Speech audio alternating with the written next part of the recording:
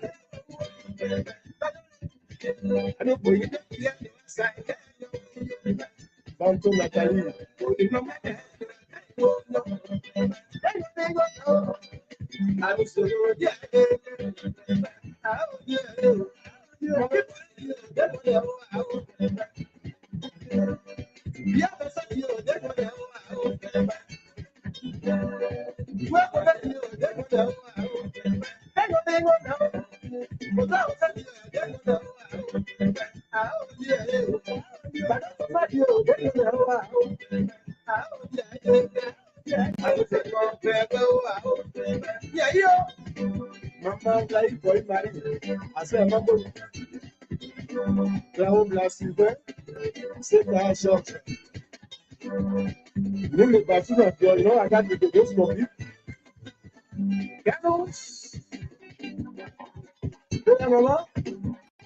When you play power.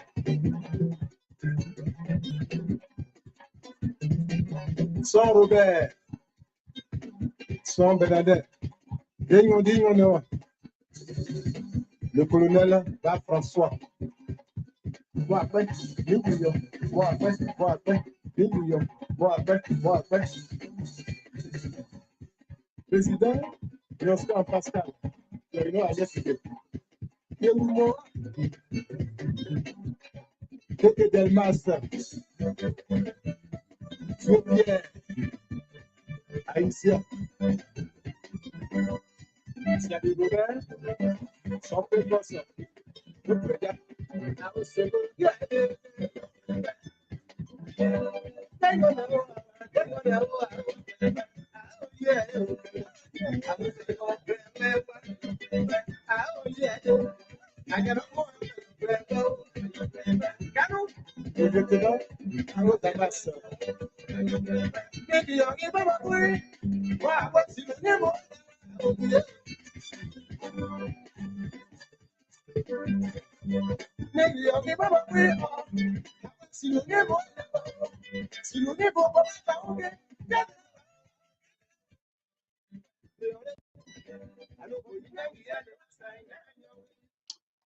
Good evening, folks. We want to welcome our viewers and listeners across the globe. Thank you so much for joining us here. This is the Diaspora Informative News Outlet. Welcome to the show. Let's take you to Greater Liberia here this evening. And now we're going to get this program right underway.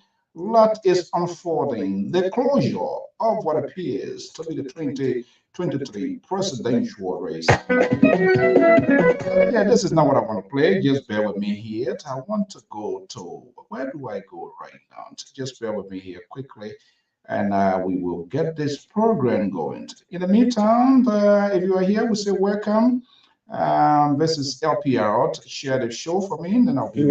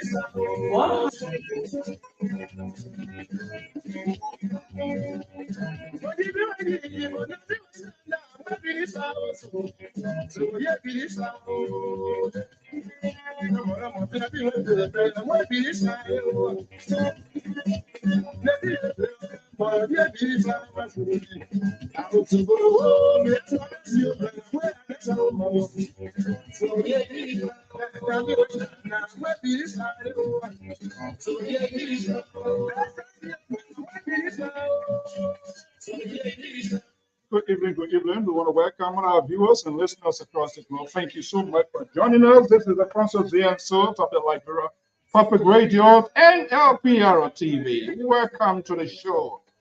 This is how we want to start the program here. This is the patrol here. This is, I believe, in the culture of Liberia. Good evening, good evening. What a day in the West African state of the Republic of Liberia. Democracy at its best. Right here, right now, latest unfolding. We want to welcome our viewers and listeners across the globe. Welcome to the show.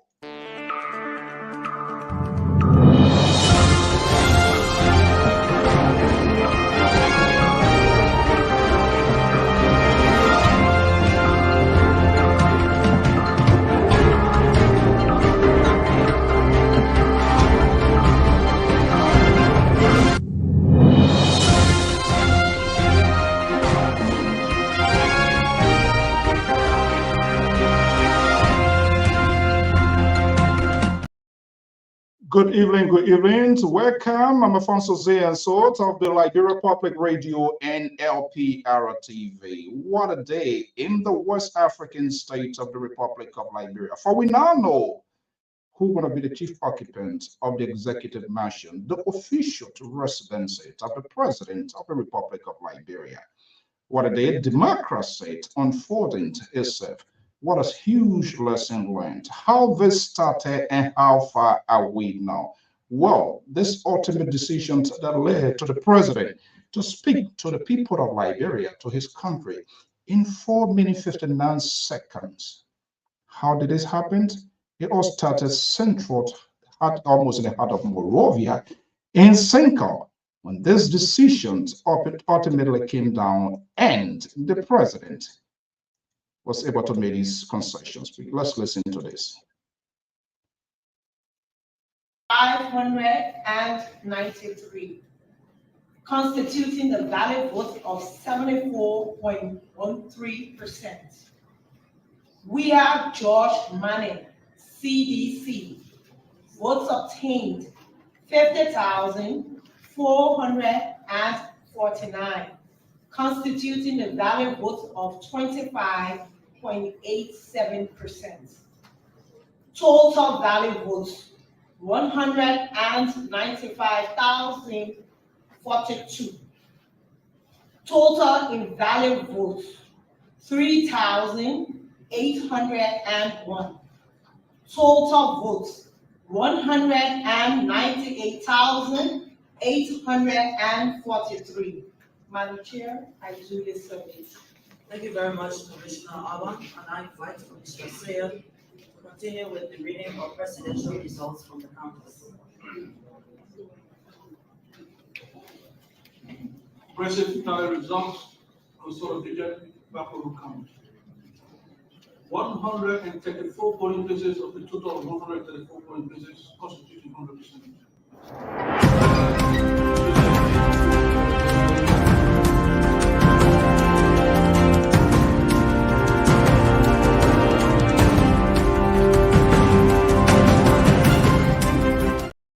This is the Diaspora Informative News Outlet. I am Alfonso Zienso right here in Angor here this evening. Time check here is 8:10 p.m. Eastern Standard Time. Good evening, USA. Good morning, Liberia. So we are here in quiet city, quiet country. To what a day in the country. The usual 4:30 national briefings of the National Election Commission today extended to 5 o'clock. With everyone holding their breath. Security were beefed up in central Monrovia and its environs. No one knew exactly what was unfolding. Sooner or later, numbers were released. And ultimately, it was glaring that the opposition to United Party, standard bearer Ambassador Nyemah Boakai, is now heading to Capitol Hill, the executive mansion, this building you see behind me. We all now know from all indications alluded by the president, but quality democracy thought unfolded. The president spoke to the nation, but this is what we have.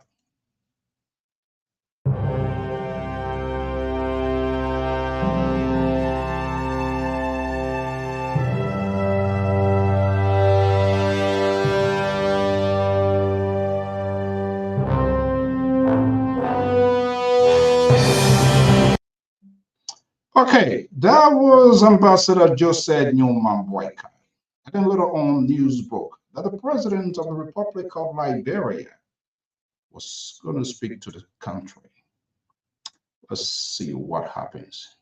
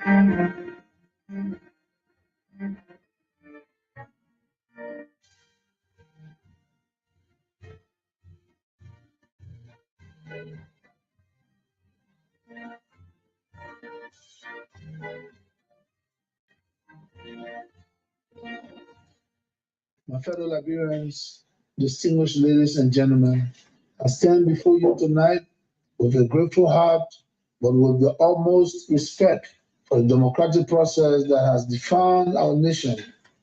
As your president and the leader of the Coalition for Democratic Change, I want to address you on the outcome of the runoff elections on November 14, 2023.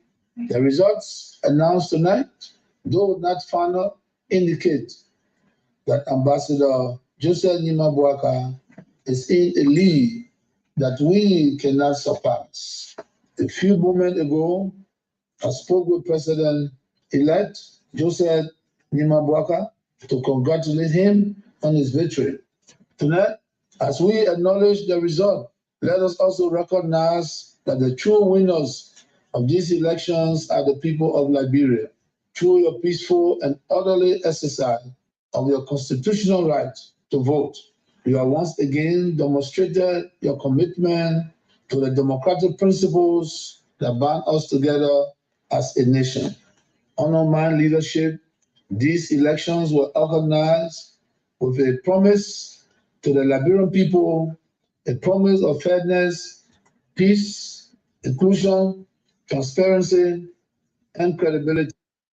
I am proud to say that we have fulfilled that promise. The Liberian people have spoken, and we have heard their voice. However, the closeness of the result revealed a deep division within our country.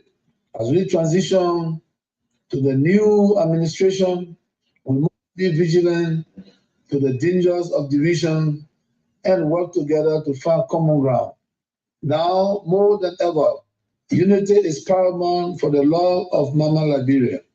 To the members of the Martyr Coalition for Democratic Change, fellow partisans, seditions, Weahs, all auxiliaries, first-time voters, campaign managers, and party leaders, I understand that this is not the outcome we desire. Although we did not emerge victorious, your hard work and support have been the backbone of our campaign, and for that, I am deeply grateful. I urge you to follow my example and accept the result of the elections. Go home tonight with the knowledge that our ideas and vision for Liberia remain strong. We are a young movement and our time will come again. Tomorrow, resume your daily activities in a normal way and come and join me at our party headquarters to reflect on our journey and plan for our return to political leadership in 2029. My fellow Liberians, ladies and gentlemen, tonight the CDC have lost the election, but Liberia has won. This is a time for graciousness in defeat, a time to place our country above party, patriotism above personal interests. I remain your president until the handover of power, and I will continue to work for the good of Liberia.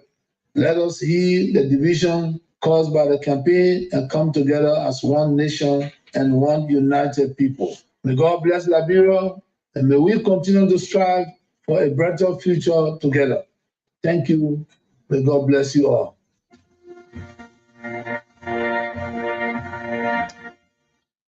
What a painful statement speaking to his people this evening in a speech of 4 minutes 59 seconds. The President of the Republic of Liberia, in that concession speech, also alluded, calling the President-elect Ambassador Joseph Nyemah Boakai of the opposition Unity Party. But what is the history of President departing Liberia we know so far? We're going to take you a little bit back. He made some points, and we hope to decide it here with the analysts. Our visions, we are a young party. Go home. We'll be back. But let's listen to the other versions of them coming back and what led them to leave. Courtesy to the Associated Press, keeping you track, keeping you informed on some of the history, some of the monumental departures of the president, former president of the Republic of Liberia. Let's watch this here, and we will be right back. Just hold on 1 second.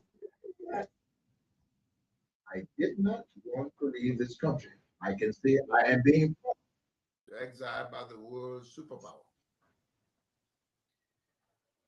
I have decided to leave because first time in the history of the world, the United States is using food and other things as a weapon against the Liberian.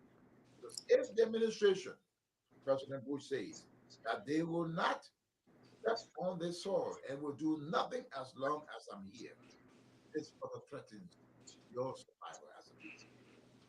As I have said, I can no longer see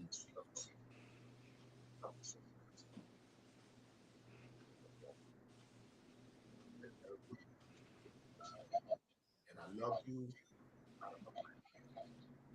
I will always remember you wherever I am.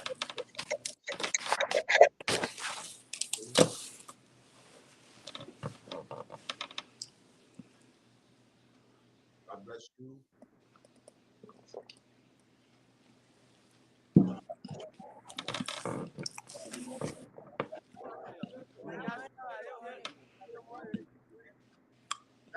I challenge George Bush. Due respect, Mr. President.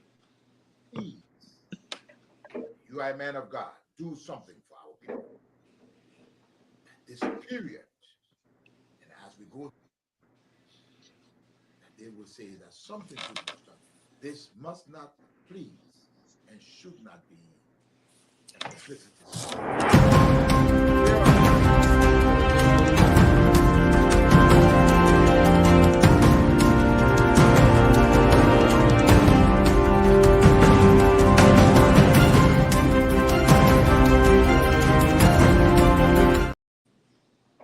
What a day. By God's willing, I will be back, but this be back has been in there. So they forced me to leave my own country, but that's not the. Guess what? What a surprise package here this event.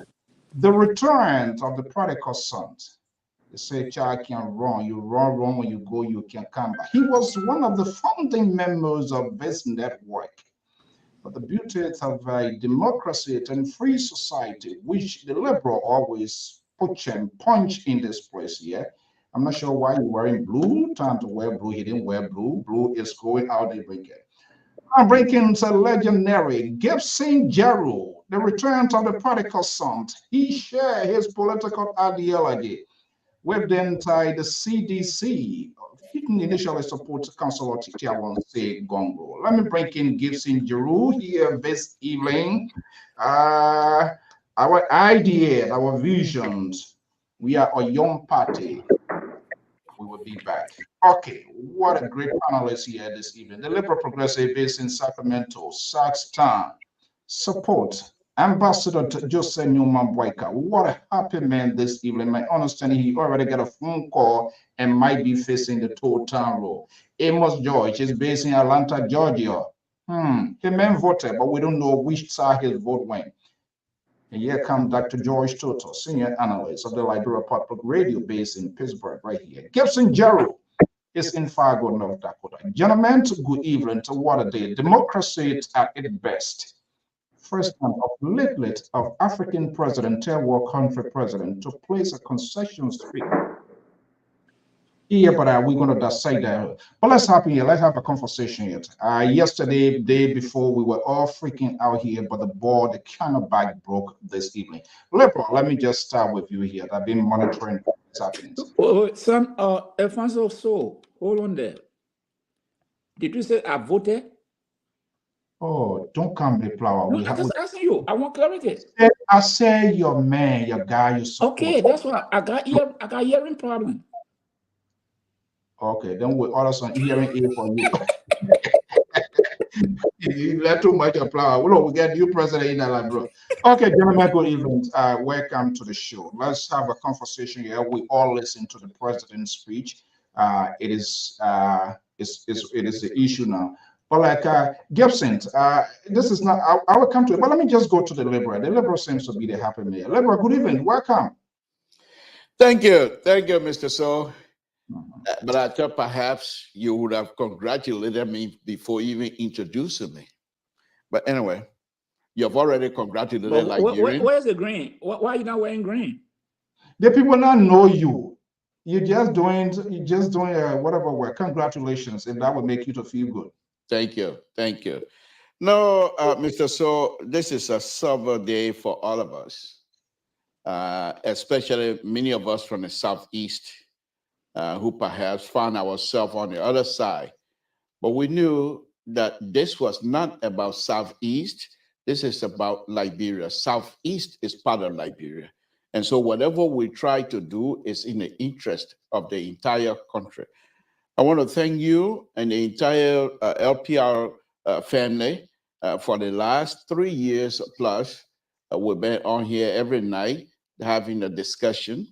And wherever we discuss here, without even recognizing or even knowing, we're also helping to educate our brothers and sisters about what is happening in the country. And so, under your leadership, I also want to take this opportunity to say thank you very much. And as a liberal on this show, I think we've come a long way, and I really, really appreciate you get angry, but you know that it is not about you.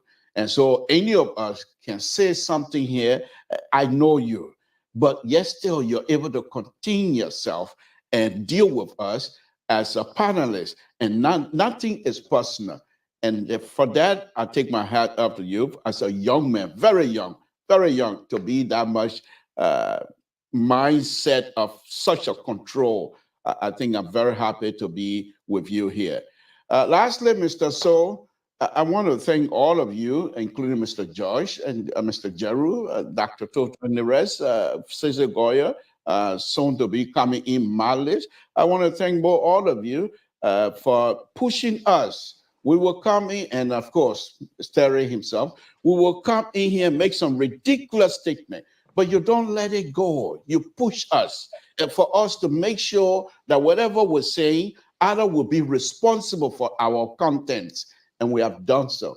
If you all serving with you on this platform in the last 3 years have made me to know a little bit English, I want to thank you.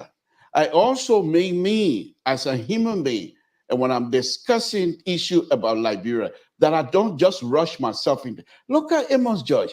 Can you see anybody pushing Amos George around? No, I come out here, even before he comes in, I talk almost about that. Then when he comes in, he said, let me hear you again. I will push you on this one.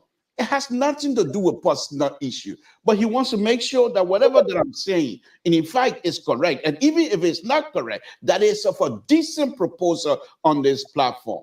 And I want to thank all of you. I appreciate it. However, Papa, we sorry, our mouth fool us. Papa, we sorry, our mouth fool us. Congratulations. They say you owe, but you beat the young people. They say you were in a hospital, but you beat the young people. You freed them. You told them, look, you want to be my child in this country, you have to Alfonso. don't respect your question. Alfonso, this is National Central Show. Whoop you.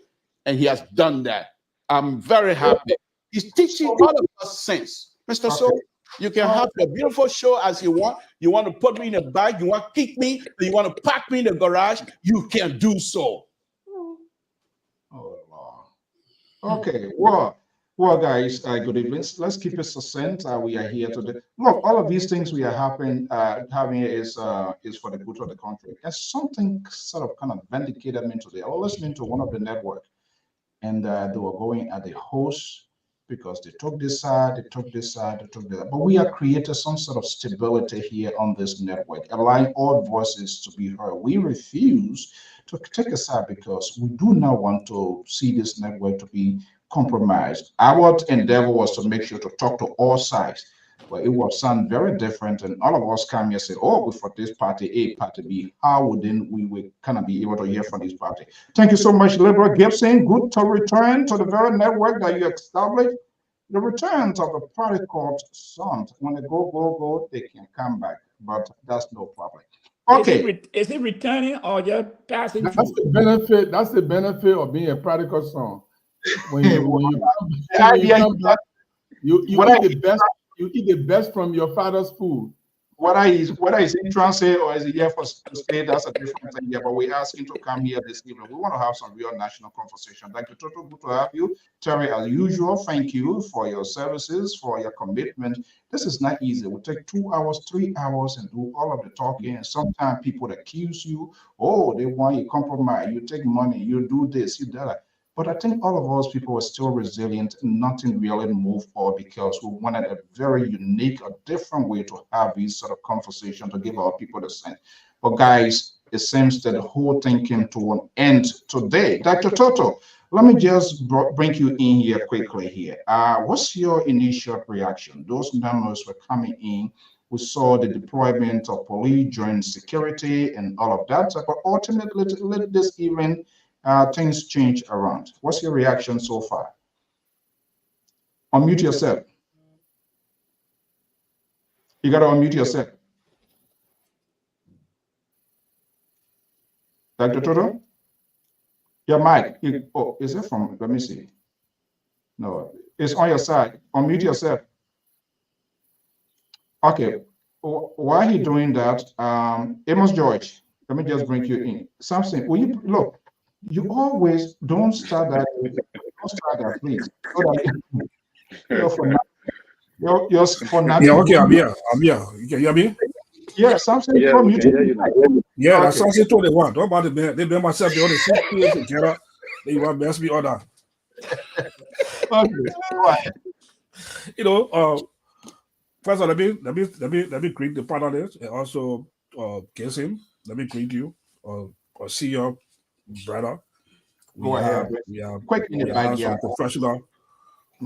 professional work together before. I'm so happy, you know, especially for the network. For the past time that we have worked together, we have discussed the issue, you know, the politics of Liberia on the network. We have better disagreement when we have the two female.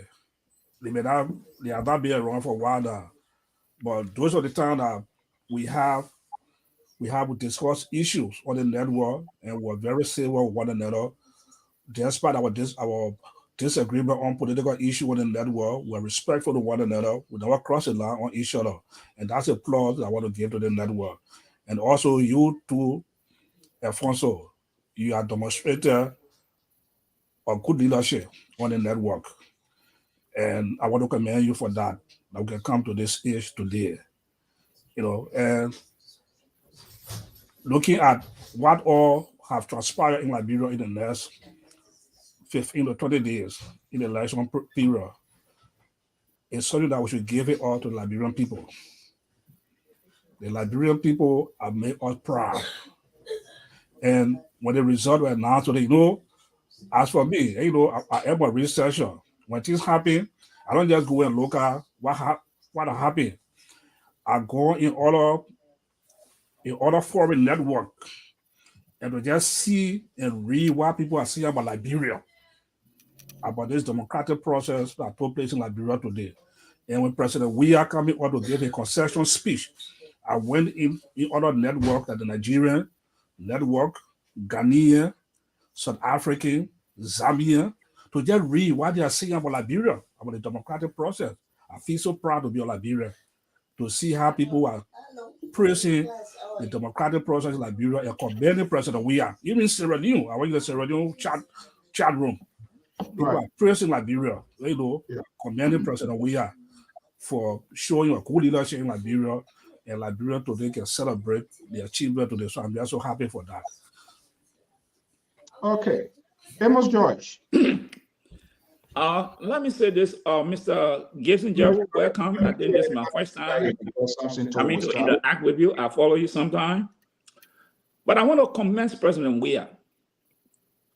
I mean, you all know me the same with President Weah, but President Weah, I must commend him and the Liberian people, the election commissions. What President Weah did, he had taken our democracy one step further again. He has showed the world that yes, Liberians can demonstrate a good democracy. And what he did today or last night, it will go a long way.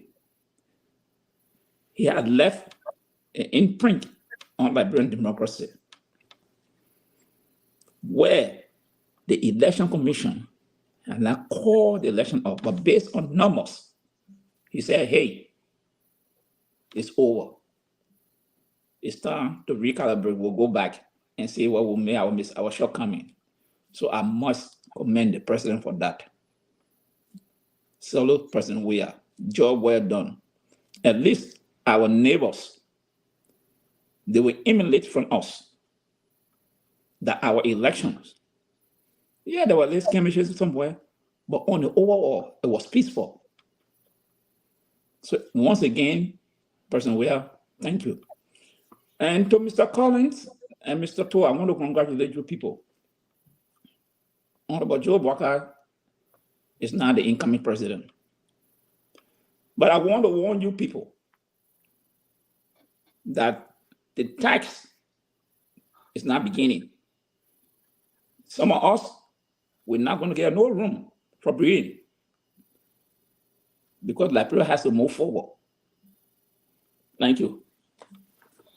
There's a reason, Gibson. It's not that it's on. There's a reason for which I am preparing. Sometimes when the going gets tough, when the tough gets going, the player that you want to bring in to make that equalize or in the dying minute, and then you bring in that player. Well, let me bring in Terry. Terry is warming up. Is about to go to the executive mansion. Perhaps, maybe, whatever. Terry, good evening. I want to say congratulations. I was not involved in any competition. Doing that is me. I'm taking aside. But I see it as a big deal, like alluded by Dr. Toto. And a Nigerian guy, white may call me. Say, really, your president call to concede? Oh, are you serious? And I send that speech to him because in every country, in every society, there's a good side of us. Sarah, let me just bring you in here. Good evening. Yeah, good evening, Mr. So. And firstly, I want to say hi to the panelists or to Mr. Jeru Gibson. Welcome here because you from a big platform. We highly appreciate your presence with us. However, and to everybody, to the liberal, to everybody on the platform, including Mr. So, Josh, Cotto, and to everybody, we believe that the dust has settled. Finally, we want to thank God first, and then we want to say congratulations to His Excellency elect Joseph Nyemah Boakai, incoming president for the Republic of Liberia, and also to President Weah. I was very, very, very surprised. President Weah behaved like the American presidents. He brought sanity to Africa by taking a stand. And one of the things I like in the speech that President Weah said that surprised me was Liberia has won. He was telling seditions, he was telling Weahians, he was telling all his supporters that Liberia has won. They decided on the person they won, and we have to respect that. And that really brought tears to my eyes because, I did not know that President Weah had it in him, and that is why you don't judge a book by the cover. So I want to believe, like I always say, that President Weah is a good guy. The problem I feel was his inability to listen, the inability to understand the intuition of the people, the inability to have empathy for what was going on around him. And I want to also think that he's figuring it out now, that there have been so much deception around him, people, saying stuff, making him to think that this is how it is when that is not how it is. So that speech really brought back a different President Weah. It brought back a different guy.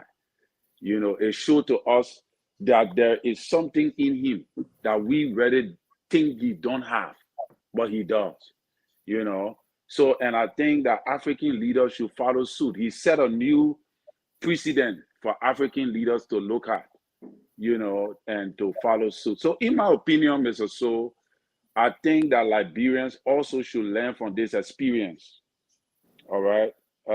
Liberians need to realize that violence and propaganda of all nasty stuff is not necessary for our body politics.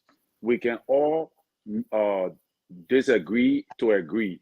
President Weah received more than 100,000% insults. But today when he spoke, I listened to a tune of a man who has agreed and very calm. And that really brought something to me. I don't know about other people, but he was not like somebody who is grieving, somebody who have been defeated. He quickly recognized within no time, and he spoke with calmness and with vigor. And he said to his partisans that, hey, we're going to return, which means he giving them confidence, even if he don't come back, which I do believe he will not, but he's giving them confidence that, hey, we can fight again. So I think that was a good thing. Okay, one of our only play on this network, so we're going to prioritize. I saw her on her live feed dancing, and of course, she have all reason to dance. There's a passion. It's good when you believe and you have a passion or conviction in something or somebody, Exhibit A, show it, Koto Jalabalayan from the Garden City of New Jersey. Good evening. Good evening, Mr. Soul. Good evening, and welcome to Jaru. And I just want to say thanks to all of you, my fellow panelists. And it was a fight, and we all know it wasn't an easy fight. And it was celebrating actually, and it wasn't an easy one.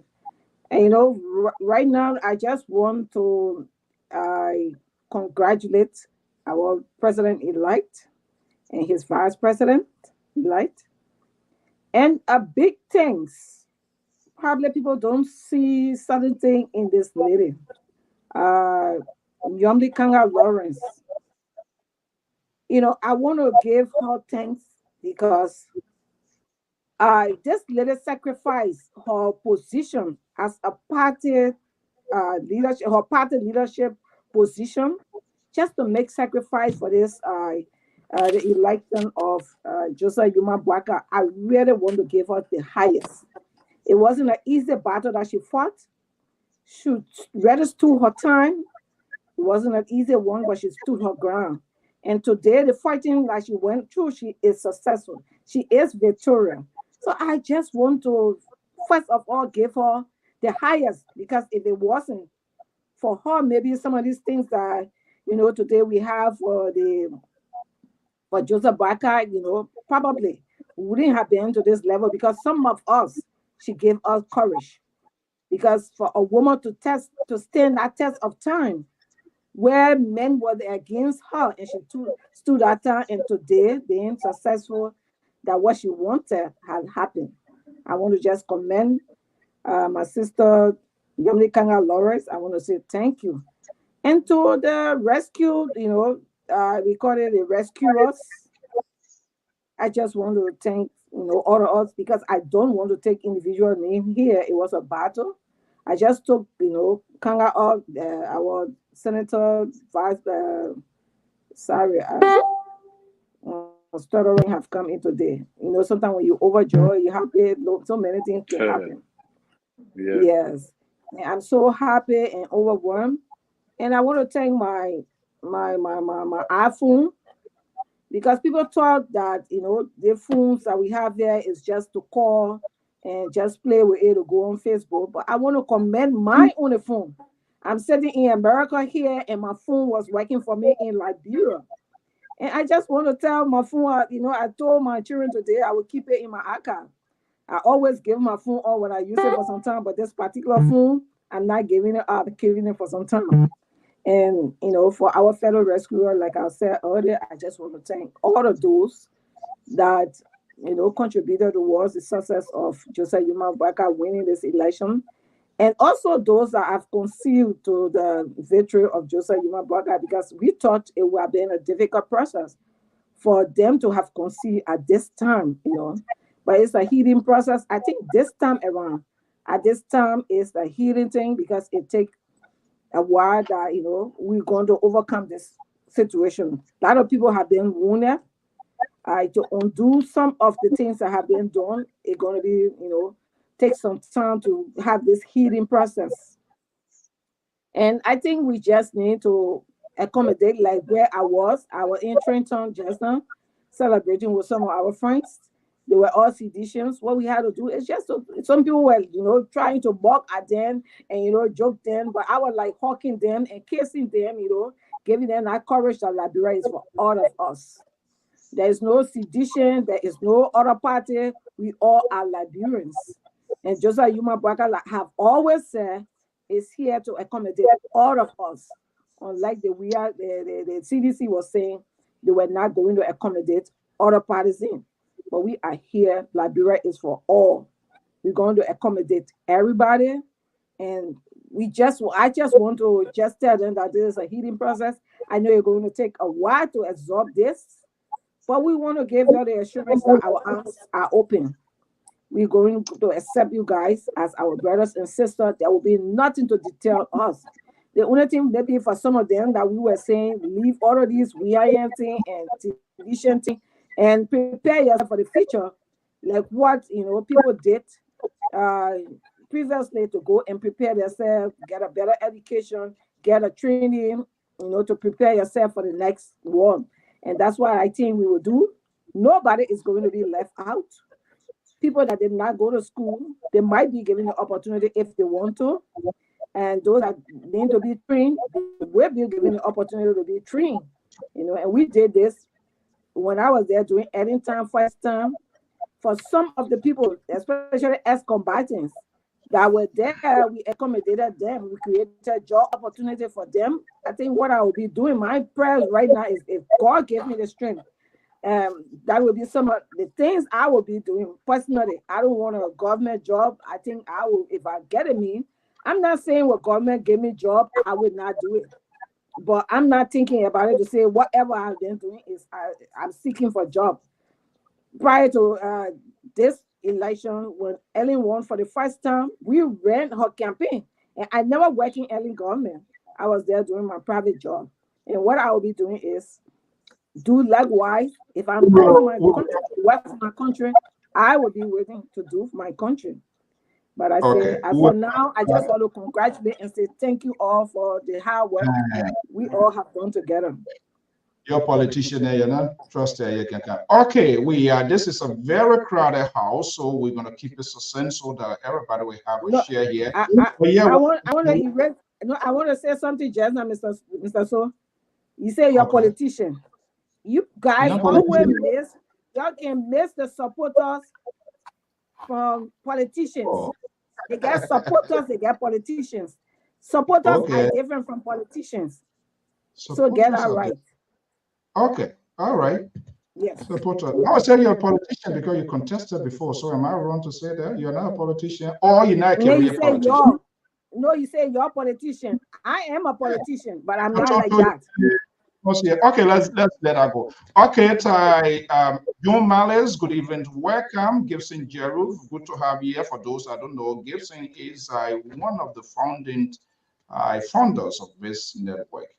But when the children, when they plenty, some of them want to go, they want to move to Mexico and want to move to Alaska to Cerro Peno, they are there. Gibson, Jones, good. Let me play something here and to understand all of the analysts on LPR here. I can't call name, but all of you that are here, and for those that are not even here, I want to say thank you so much for the support.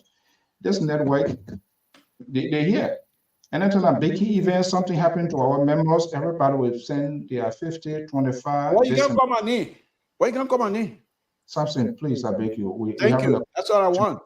And all of our guys, the guys that are in Liberia, are volunteering. Nobody's on salary. Louis, McDown, the website is all the way up to date. Just imagine it was tough this morning when I heard the news. We'll deploy, and this guy, he said, I gotta go there. That's part of our job. And his sister is not even well, but still he went out there because news. We are at a consequential time. But Gibson, let me play this tape here, and then I will have you to respond. LPR crew was at the residence of Ambassador Joseph Nyemah Boakai right after the scene. Radio.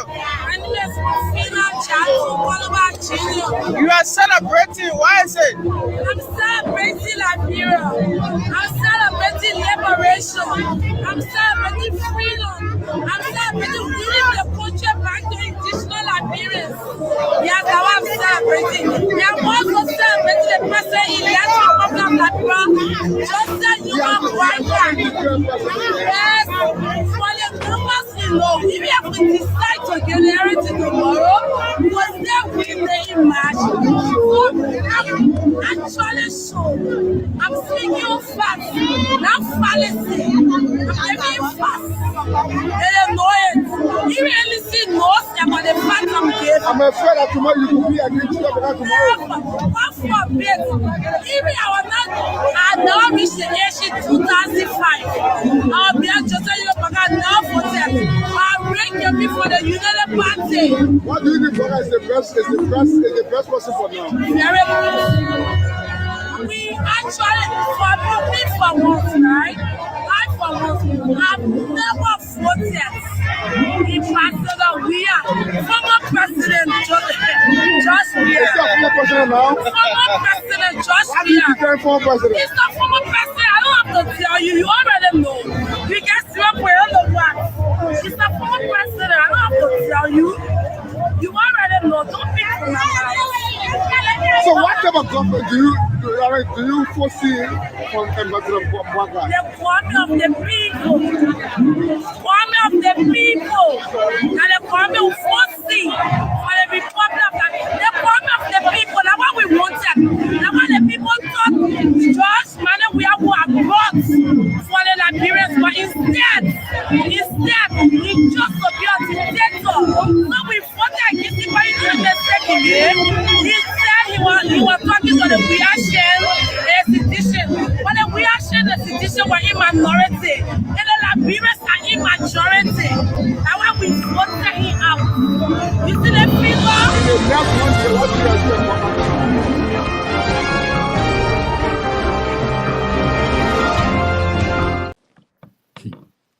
Gibson, something caught my attention. I'm very sensitive to people tone. That lady, she was interviewed in the compound during the celebratory actions of supporters of Unity Party.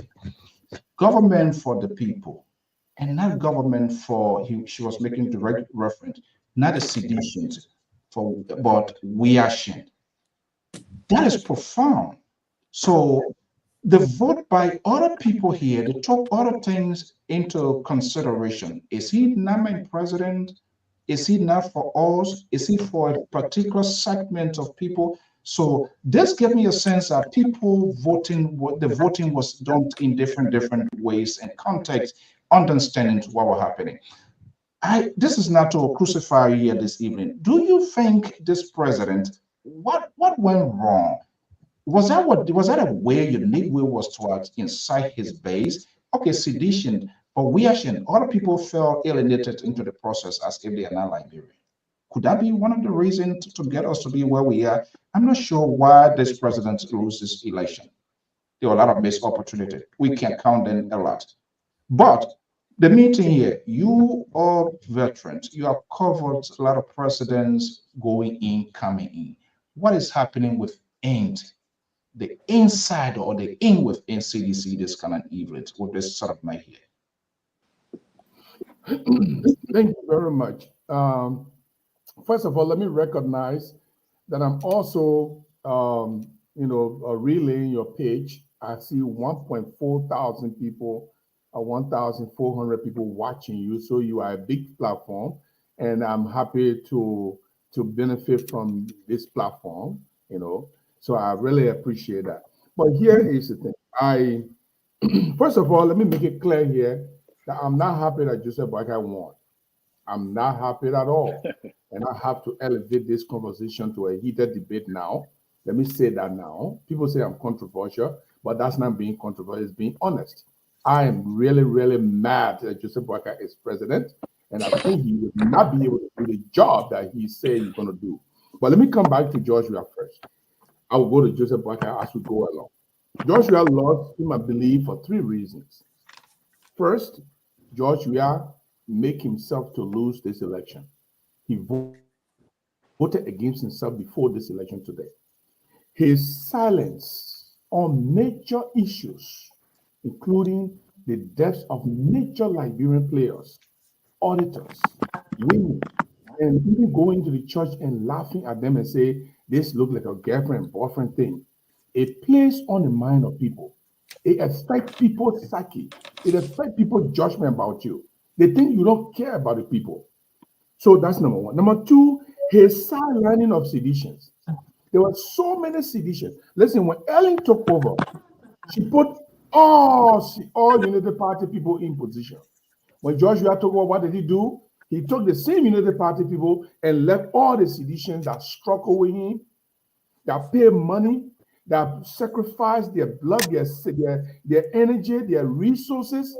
He left them out of government. As we speak today, while he's on his way out, majority of the people in George Weah government are people who did not campaign for him, are people who didn't give a fig about him, who didn't care about him. Eugene Nangbe, for example, He made George Weah to lose the election because he joined Ellen Johnson Sirleaf in the second round in 2005. This is same Eugene Nangbe that he is stuck with today. He was even campaign chair for this election. There's several other people I can name. Okay, so that's number three. Number two. Number three, George Weah refused to make change in government. I don't see what kind of government that lasts for 6 years and think everybody doing everything 100% the same way. I don't understand how he come to that realization. Even people the public rejected, people who the public believe were not performing, Joshua kept them. It doesn't matter to them, to him. The second reason Joshua lost, bad media. Listen, George Weah does not even have a good media, publicity, public relations. He didn't have it. His own radio station and TV station, he neglected it. This man built condominiums, 10 or 45 or 47 condominiums. He had enough money to refurbish the King FM and Clark TV and make it fabulous, and make it professional. He abandoned those institutions. Now, if you talk about LBS is not the way it's supposed to be with the kind of money that the government was getting and the kind of way they were getting their own money. So he didn't care about the media. He didn't care to build his media team. Look at the whole election. No public relation for George Weah. Nothing. They only depend on Michael Gamer. And Michael Gamer cannot do it all. You need professional people to talk about the okay, he didn't have that. The last one is massive propaganda and protest against George Weah. In the last 5 years before this election today, there were, I think, if I'm not mistaken, about 15 or so small and big protests that took place in Monrovia. The same Costa we're talking about destroyed George Weah in 5 years. And he thought he could do it to renew it, to fix it in 2 weeks. It was not possible. George Weah already destroyed. They already cut George Weah into size. Listen, if George Weah was not popular, he would not even come to the point that he has now. He would not even have the votes that he had today. He was going to be whipped in the first round because the people cut George Weah into size. All right, please don't. Let me tell you right now. Do not allow your pressure to go on or hear you on your own. You don't have No, I will not. Okay. I will not. So make sure you get a cold drink. Let me bring in Mary Jones and talking about I got my coffee ready. It keeps me yeah, and talking about what you said? My regret. Okay. And talking about I will come to Joseph Boakai later why I'm so mad at Joseph Boakai is president. And I think that Liberian people should be mad as well at Joseph Boakai is president, and they will come to realize they will agree with me. But I want to state my regret today. Okay, thank you so much. Talking about all right, talking about Eugene Nyemah. I was told late this evening when those results started from yesterday, he wiped the process. I've never seen a campaign chairperson, and that was a reliable person. I was told that he asked the president he wanted to go to Ghana. Why in a sort of emergency? Why he going for? I don't know. That was some sort of the abandonment. Mally Jones, let me just bring you in here. We've been having this conversation over and over, but the Kennebec broke finally. Where are we now? What needs to be done? Well, I just want to say hi to fellow panelists and welcome back. Can you elevate your camera so that we see? We're just seeing the glasses. I don't want the Liberal to be the one to call you up because he's on fire here this evening. It's okay now? Yeah, good, perfect. Okay. Well, I just want to extend my greetings to fellow panelists. Welcome back, Dr. Tutu and Mr. Gibson, Jerome, welcome back, and the rest of the panelists. Maybe as we progress into the discussion, I would like to push back a lot on Mr. Gibson's sections. He's entitled to his opinion, but as time goes by, we'll have to push back on a few things. But until then, I think we want to extend our personal congratulations to the president-elect And secondly, I also want to congratulate former President Weah for having the courage, for having that fortitude. He's still president. That, he's still president. Please, yes, something that I was quite astonished. I mean, I must give him that credit because the African leader, sometimes they become so intransigent to the point where to even do these things is quite difficult. And I really want to give him that credit. And I also want to give the credit to the Election Commission. I know behind the scene, they were under a whole lot of pressure. But I also want to give credit to our international observers who really kept their eye on this election to the finish line. I want to give them credit for that. And finally, I would like to say that the milk has been spilled already. Going back now to Western on George, we are going forward from my own analysis now will be a waste of time. I think learning from George, we are legacy and looking at the pitfalls and see what we can do differently as the government of the people. I think that might be my focus now as an independent analyst. And judging His Excellency President-elect right now on ground that he might be a Desmond failure to the people who elected him, I think it might be gross overstatement. We have not given him the benefit of the doubt. On all this time we have been on this platform, we have not gone into actually crucifying the president-elect on his competency. I don't know. I have not heard that on this platform before. We have just been analyzing on the progress and the progress of this election. So I think giving him the benefit of the doubt to justify some of the promises he has made, and also using his future appointees and his advisors will give me a clue of where Joseph Boakai will be taking this country. But for now, I'm going to keep my fighting weapon to my chest. Okay, fighting weapon, not a weapon. Okay, it's a crowded house this evening, so we're going to be spending, but we can make it brief as possibly we can. So we're going to be pushing forward and coming back. It is too soon to begin to put ambassadors on the back row. But one person that I can say now who would be the trusted person who became a game changer and shifted the entire process is Senator Amara Coney. How he did it, I wouldn't be surprised if Ambassador Boakai asked him to come to his close proximity. Look, being in the Oval Office, you need somebody that you can trust, somebody who is honest, somebody who can rely on you. I wouldn't be surprised when he's asked to be the chief of staff or presidential affairs minister, which can happen, but that's a different game. But let's talk here because there's a conversation here. Other people are saying there why the president said he want to come back so soon, so he's not generous, he's not. It's not his concession, is not in a true faith. But I'm an open-minded guy here. Let's have a conversation. First of all, he's a head of a political institution, and we all calling for the survival of institutions, that his institutions strictly young people. I think that is a way of cooling the temperature. We can, Unity Party went down before and resurrected and became a party, but go home to have a new leader.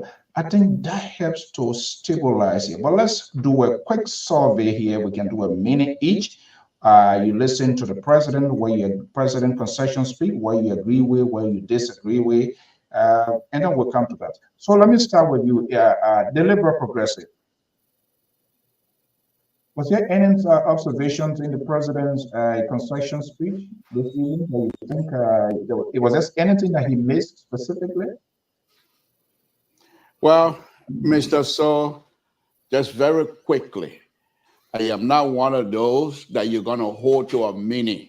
So you either kick me out now or you let a liberal roll the way he's supposed to. I am not, you cannot hold the liberal on a meaning. So please, let me just say this here. Let me say this very quickly. Something to you. I You're know not promoting total.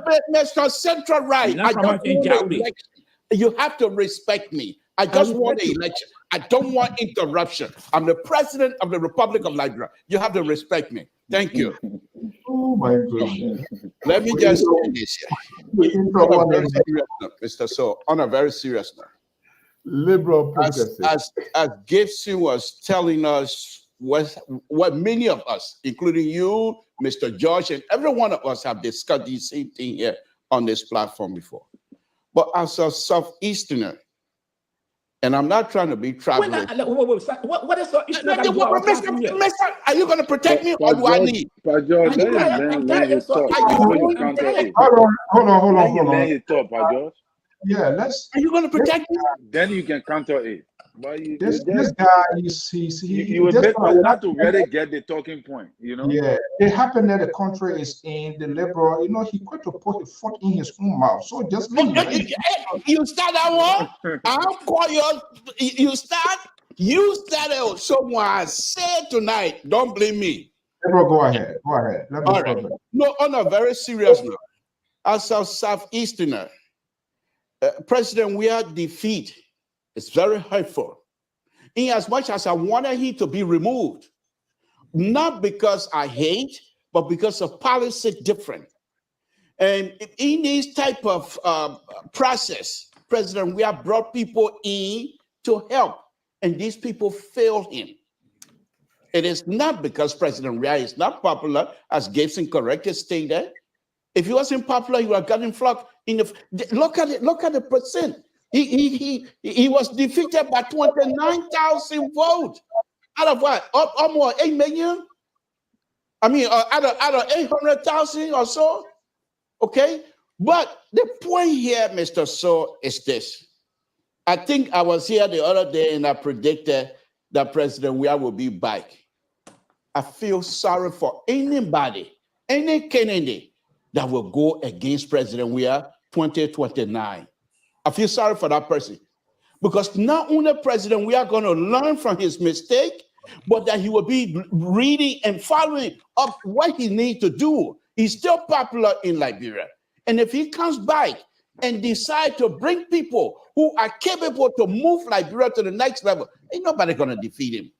So, Mr. So, your 1 minute you gave me, you can have your time back. Yeah. Oh my goodness. Okay. Liberals don't like to be contained. Well, we gotta continue people. We can't have people that be rooms and have ways. So, Amos George, let's hear from you quickly. What was your take from the president's speech? Some people say the speech was still things still on his sleeves, and it was not well consolatory. He still doesn't want to go. He have to do it and all of that. But what do you make of the speech in your own view? Look, I said the president's speech was wonderful.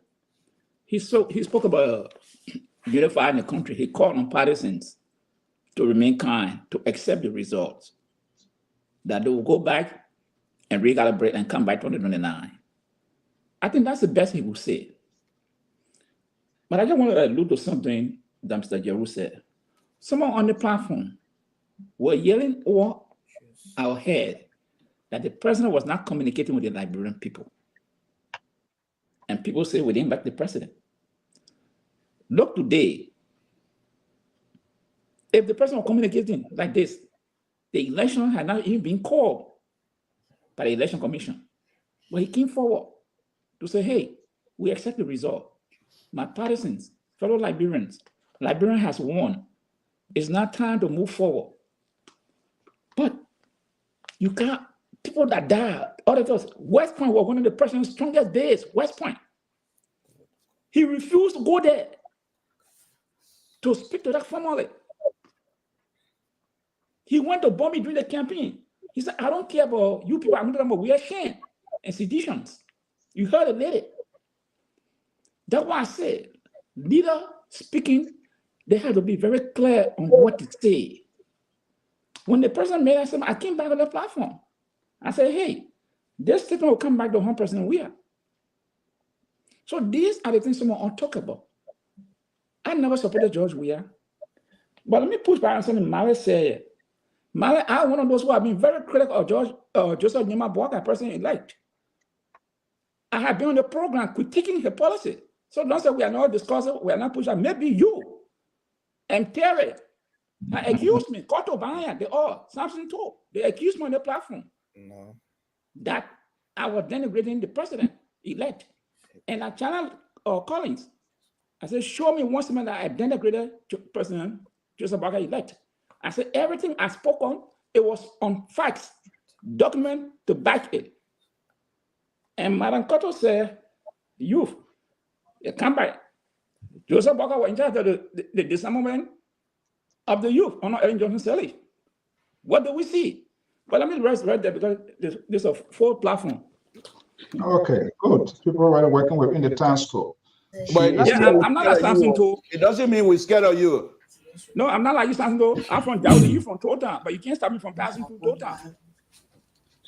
Okay, let's bring the only queen on this network here, Corporate Gala Balagan. You listened to the president's construction speech. What was the most takeaway there? Anything good there, or everything was just tabata?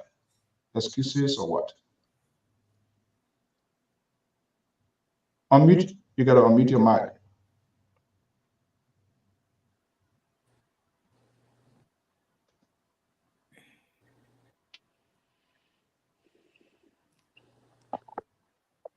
All right, good.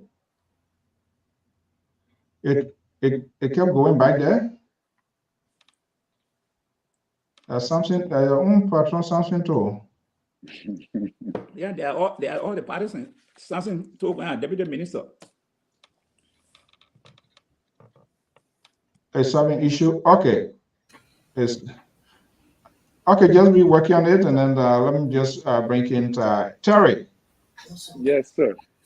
Okay, I know you kind of did a scheming. Koto, are you good now?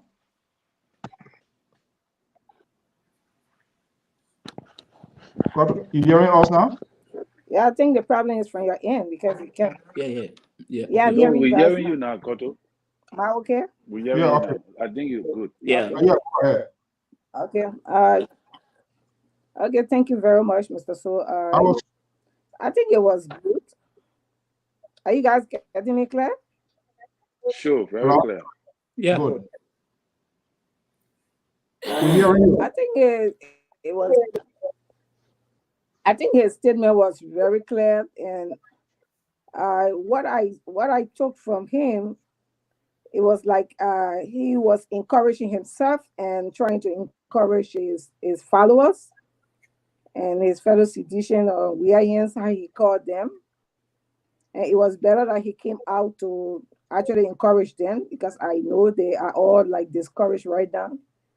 People went to the pool to get him elected, and when he was not elected, definitely they were disappointed. But I think that was courage and being man enough. I hear people saying that he had been the first to do that. I think it's not true. Just like Nyemah Boakai did it, the going election, 2017, call him and congratulated him. And I think this is what needed to be done. We are not in a different era.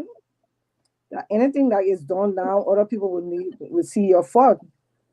But I'm one of those who was, not believing in his capability of leading, and which he did not prove me wrong. But again, it's a learning process. What happened to leaders when they come on job to learn? I know that's what he was going to face. It was going to be difficult for him. But I think from now on, I think he's retrospecting and he's going to learn from his mistake. From what I heard in his tune, it's like, okay, I may have done the wrong thing or done some wrong thing which I would learn from. That's what I heard from his tune and from his speech.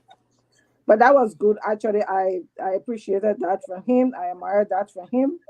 I wish he would have done most of this. Well,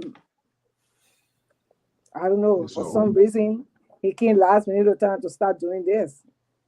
I think he saw some disappointment from a leadership. Okay, everybody have not added their words, so I don't want to jump here. Terry, I know you did a scheme here, but what was your agreement, disagreement with the president concession speech you listened to? What do you think led out, or what do you think, in your own view, that was led out in his speech? Well, I think the aspect of the first of all, we got to look at what the speech was intended for. In my opinion, the speech was intended to congratulate Ambassador Boakai. That was the first thing. Then number two, to give his base hope, because many people were down, to put them at rest so that there cannot be a resistance against the result. So, and I think he perfectly was able to do that in the speech. He addressed both sides.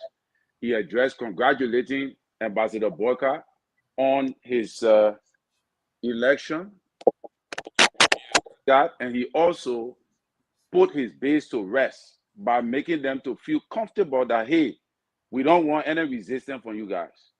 Accept the result and move forward. And I think that was what he was supposed to do. And I don't want to say, he left something out. Maybe somebody feel that he left something out.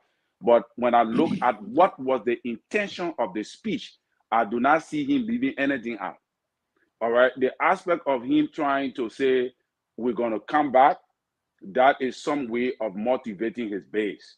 All right. But like something Liberal said, I don't want to agree with that. If President Weah comes back, he's going to be very strong, blah, blah, blah.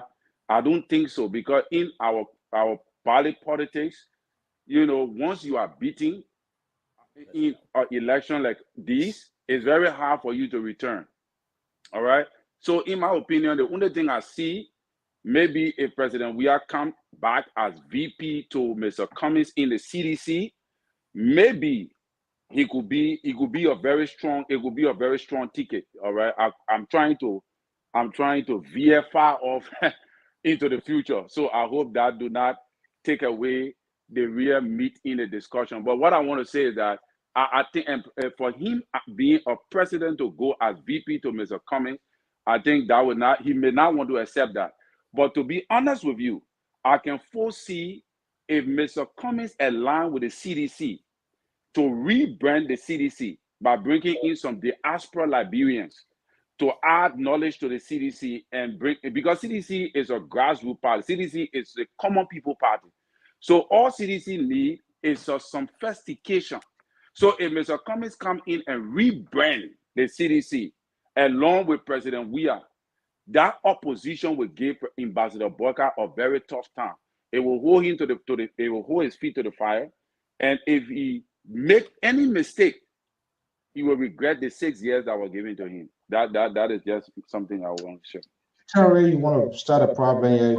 We are with ANC, so you want Amos George, all of them to go now. That's the rationale of your argument. But I'm just saying it. I don't know why you're doing it. But Dr. Toto, let me come to you. What was the missing aspect?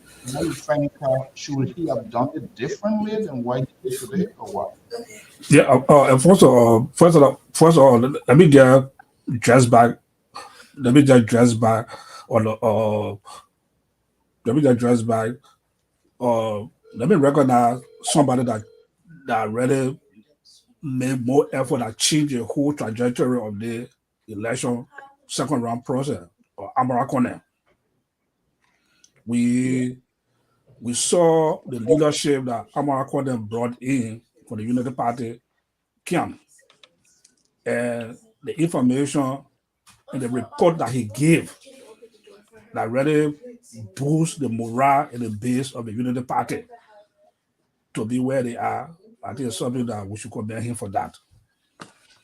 On the issue of President Weah's speech, we should know that President Weah have a base. We're not going to take that from him. He has a base, and he spoke to his base. And the only disappointment ought been look out for that speech he gave, like Gibson said, one of the downfall of President Weah were people that stood to hit the trenches. People like the Avatuba, people like Zakaba, George Solo, the other people. He left them down in the trenches. And he decided to move on with people that were not with him. And he gave himself a major speech again. He did not try to separate or balance it, and he went on again reaction as people, so these were some of the same people that caused problem for him. So he had not really recognized that yet. But I think when he reached to a point, he will somehow recognize that particular statement he made, because those people went against him. They went to other institutions. Talking about President Weah coming back. If President Weah come back, I will appreciate that. Will be good for that. Will be very good for our democracy to see a defeated president coming back to contest in an election again. That'll be for the first, as it will be corrected. That may be one of the first times in our history for a defeated president and lost an election to come back to recontest again. I've seen it in Ghana with John Mahama. He lost election and he came back. He contested an election again. So if President Weah come back, that will be good for our democracy, that we can have a good democratic system in Liberia, that our former president they come back. But nevertheless, George Weah have a base. It cannot be taken from him. The Southeast in other area, that's a base. If it were not for Nyemah County, this election were going the other way. We know that. So he has it. So we should give it to him. Okay. So, all right. Mala Jones. Yes, sir. As we just said before I bring in Jeru here, there are some things that were in the president's speech. CDC laws for Liberia 1. That's been admitted to the reality. He's also politically, in the long term, keeping the incoming party on edge, even though we are defeated. Sustainability of a political institution, the CDC. We are a young party, young forces, young people. Even though we are defeated today, but that's not the end of the world. Putting the party on, putting the incoming government or the incoming ruling party on where we are not going to be like a their party, we are not going to be like a NDPL and all of it. Why he didn't say, and we can't say for now, he didn't tell us whether he going to be a standard bearer. Who knows? There might be a new face. Who that face would be, that's a different talking point. He also recognized how polarized the country is, the danger that we saw how the process went, and look at the votes. This side, that side, like what my brother is preaching now. So we undo the policy aspect of this political party. We never had a chance to really scrutinize it. The politics of Liberia is being segmented into sectionalism, tribal, to regional, or what have you. So it didn't give the electorate the opportunity to make those sort of choices and go through the gap to say, well, I'm voting because of this guy, educational policy, his infrastructure plan, his agriculture plan, how much he intends to invest into education. That was not the case. Was that a good strategy on the part of the president? We'll be back.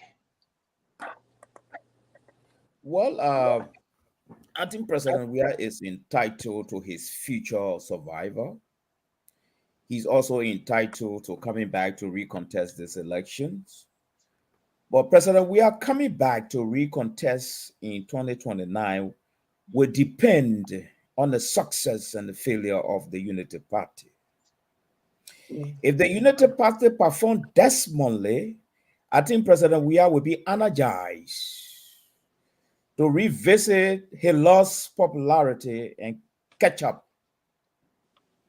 But if the Unity Party perform credibly beyond expectation, taking into consideration some of the ill we've been talking about in the Weah government and try to set that tone that they are ready for leadership. The CDC is an institution. And the past 6 years, I did not see we are building that institution. The institution was characterized with militancy rather than policy and leadership. So if that same trend continue, I don't think CDC is even going to come back, even when Unity Party perform dismally. But the statement, I strongly believe my catch in our statement was, it was intended to sustain and stabilize the ongoing peace. Right. Yes. It was already intended to stabilize the peace and give his boys the hope that there's a light in the tunnel for the future. You see? And that was a perfect leadership approach. Right. And so, others are saying that Joseph Boakai did some things in the past for which, he did something in the past based on his scope of leadership at that time. The leadership has been elevated now. So I would want to judge him by his elevation. Is he going to learn from the ills and do something good? So I will be judging His Excellency Ambassador Boakai, President-elect, based on his 100-day deliverables. That's the first thing. And secondly, the argument that Weah made a lot of error. Yes. But if Weah error was based on the type of contingency he built to help him run the government, I say no. Weah error came from issues arising from his government that I can point out in the form of leadership. Yes, not in the form of, because Weah believed in those who he brought. He believed in them that they could deliver. All right, so the buck started with him. So I would judge Weah based on issues that were not actually handled to my expectation, but probably that could have been his way of leadership or handling things. Were they perfect? He the only person can answer that. Okay, Gibson Gerald, let me just bring you in here so you will get some out of your chest. Are you wondering here what specifically the President Weah was communicating, even with the incoming government? He made it clear we are going to come back 2029, still determined. My guess, I don't know how much, but I might guess they still have, if they want to sustain the party, they can still build a party, and preparation starts from the early stages. You don't wait until in the dying minute, especially for elections. It requires adequate preparation. The country is divided.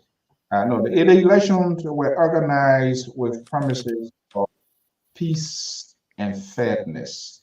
Should we put this to rest? And what message were he sending to the incoming president? What is the strategy here? First of all, let me recognize.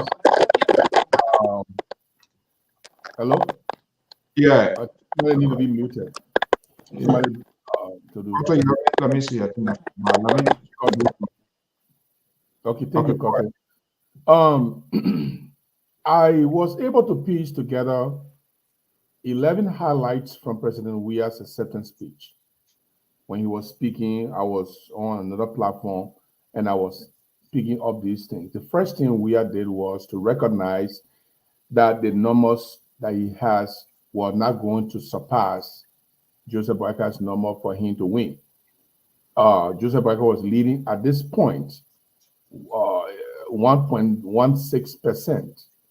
That was about almost 29,000 votes. And so the last number of votes in Grand Cru is 18,000 votes.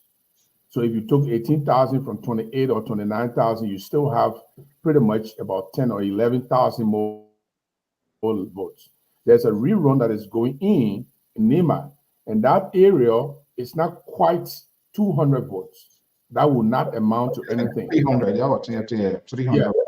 Yeah, so definitely George Weah recognized that Joseph Boakai's number was higher, and he recognized that. The second point I recognized from his speech was, he said the true winners are Liberians by their peaceful conduct. Now, he recognized that Liberians conducted themselves in a peaceful manner. That was a great thing that he did, recognize the Liberians. He also said, the third one was, he said the elections were organized by his promise to make sure that they were peaceful and fair. And I think he's right, because he made sure that peace prevailed and he allowed fairness to take place. He did not coerce the election commission to cheat on his behalf. He could have done that. Maybe they would have attempted, whether it was going to be fatal or not fatal, well, but he would have attempted that, but he didn't do that. He's one of the first African presidents who allowed the election commission to operate without being pressured. In our Liberian system, we believe that this is novel. It's novel. It's a good thing. The fourth one was the country was divided. He recognized that the country was divided, indicative of the numbers.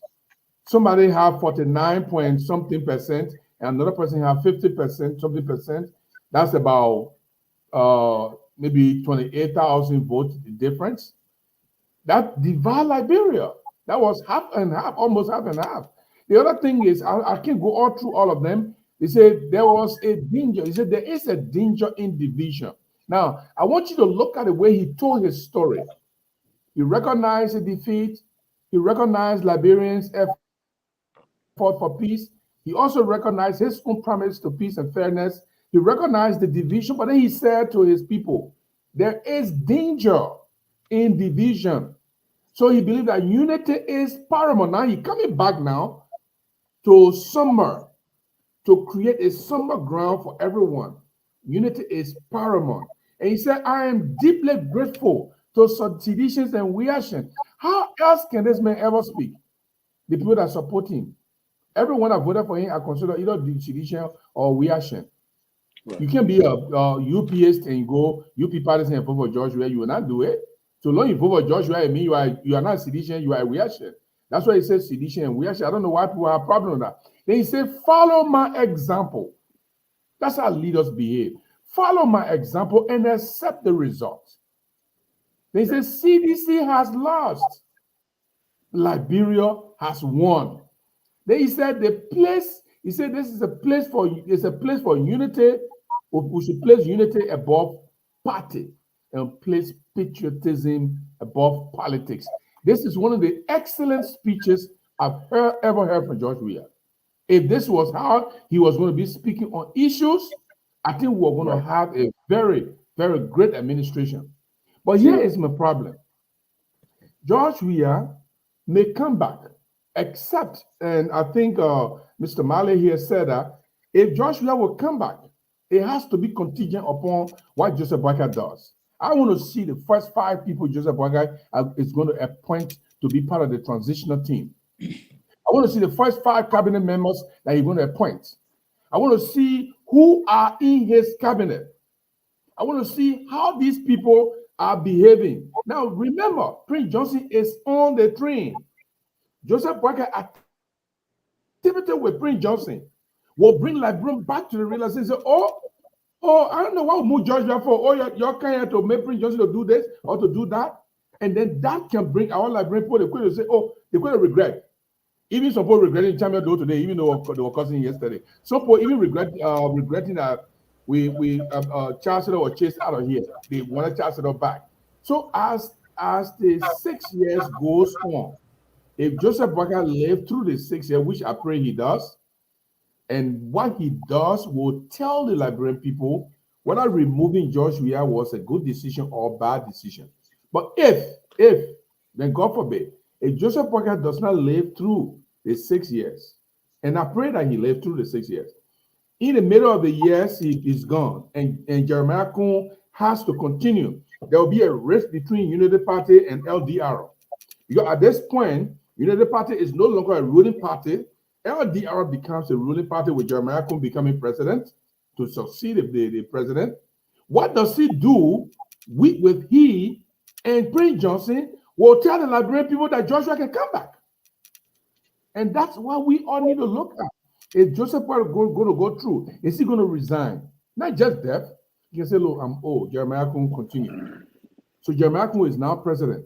How much proximity that Prince Johnson has with Jeremiah and power will tell the Liberian people whether we are going back into the abyss of war or our government is going to survive and progress. And Liberian people can say, my people, we have to move Jeremiah, I will make mistake. Jeremiah come back.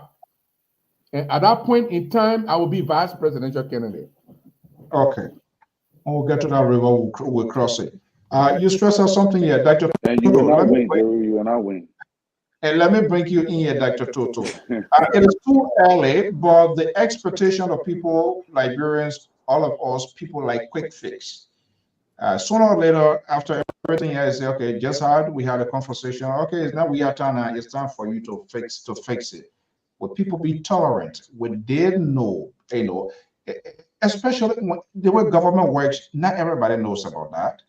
It's not like a private entity. It's not like a private entity. You know what to do. There will be a huge, not even there way, there's a huge challenge. You have a civil servant. You have other minister.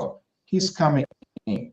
There was some sort of leak appointment. I don't want to do that. Is he coming with all of those people appointed by George Weah? Would they be going out of job? I mean, there are a lot of things factors. What are you looking forward to see a challenge or to say, okay, we will get something done? What could be a potential challenge here with the Boakai administration? What do you think going on within the Boakai urban world now, politics are discussing that? Like Gibson was talking about, we want to see the transitional team and all of those people, even ministers. What could be the challenge? Let me get forward. You talking about George? Yeah, George, Dr. Toto. Oh, okay. I thought you were asking me. I wanted to give you 4 things right away, but go ahead, George. Just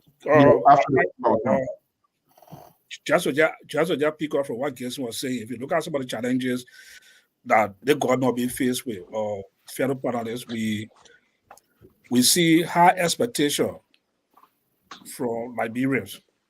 They want for the government to be successful.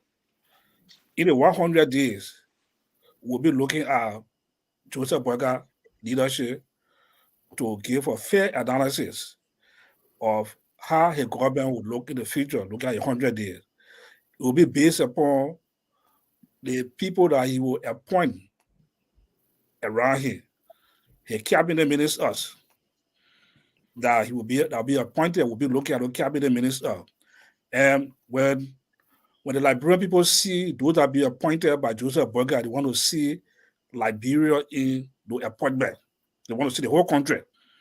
When somebody sit in total, let me pick on the laborer. When somebody sit in total, when they look at Joseph Boakai cabinet, they want to see representation in that cabinet. When somebody sit in Lofa County, when the cabinet being composed, they want to see Lofa County in that cabinet across the length and breadth of Liberia. So those will be some of the challenges. How well he going to balance them to have a diversified cabinet that reflect the whole of Liberia. So those are things that Joseph Boakai will try to work along with technocrat people, qualified people that have competence, that can do the job, that will reflect the will of the people. So those are things that Liberia want to see, and I do want to see also too. You also want to see. Liberal blowing the trumpet here, and in one of Ambassador Boakai laid something he said he was going to have a government of inclusion, so everybody going to be more or less participating. Liberal, finally his wishes come to reality now. Perfecting that into actions, that's another thing. What can you say to the ambassadors? What could be his? What should he be doing now? Thank you, Mr. So. And those of you who have not seen Gibson perform on many other occasions, you just saw that think that we can't talk, that what Gibson can't talk. Think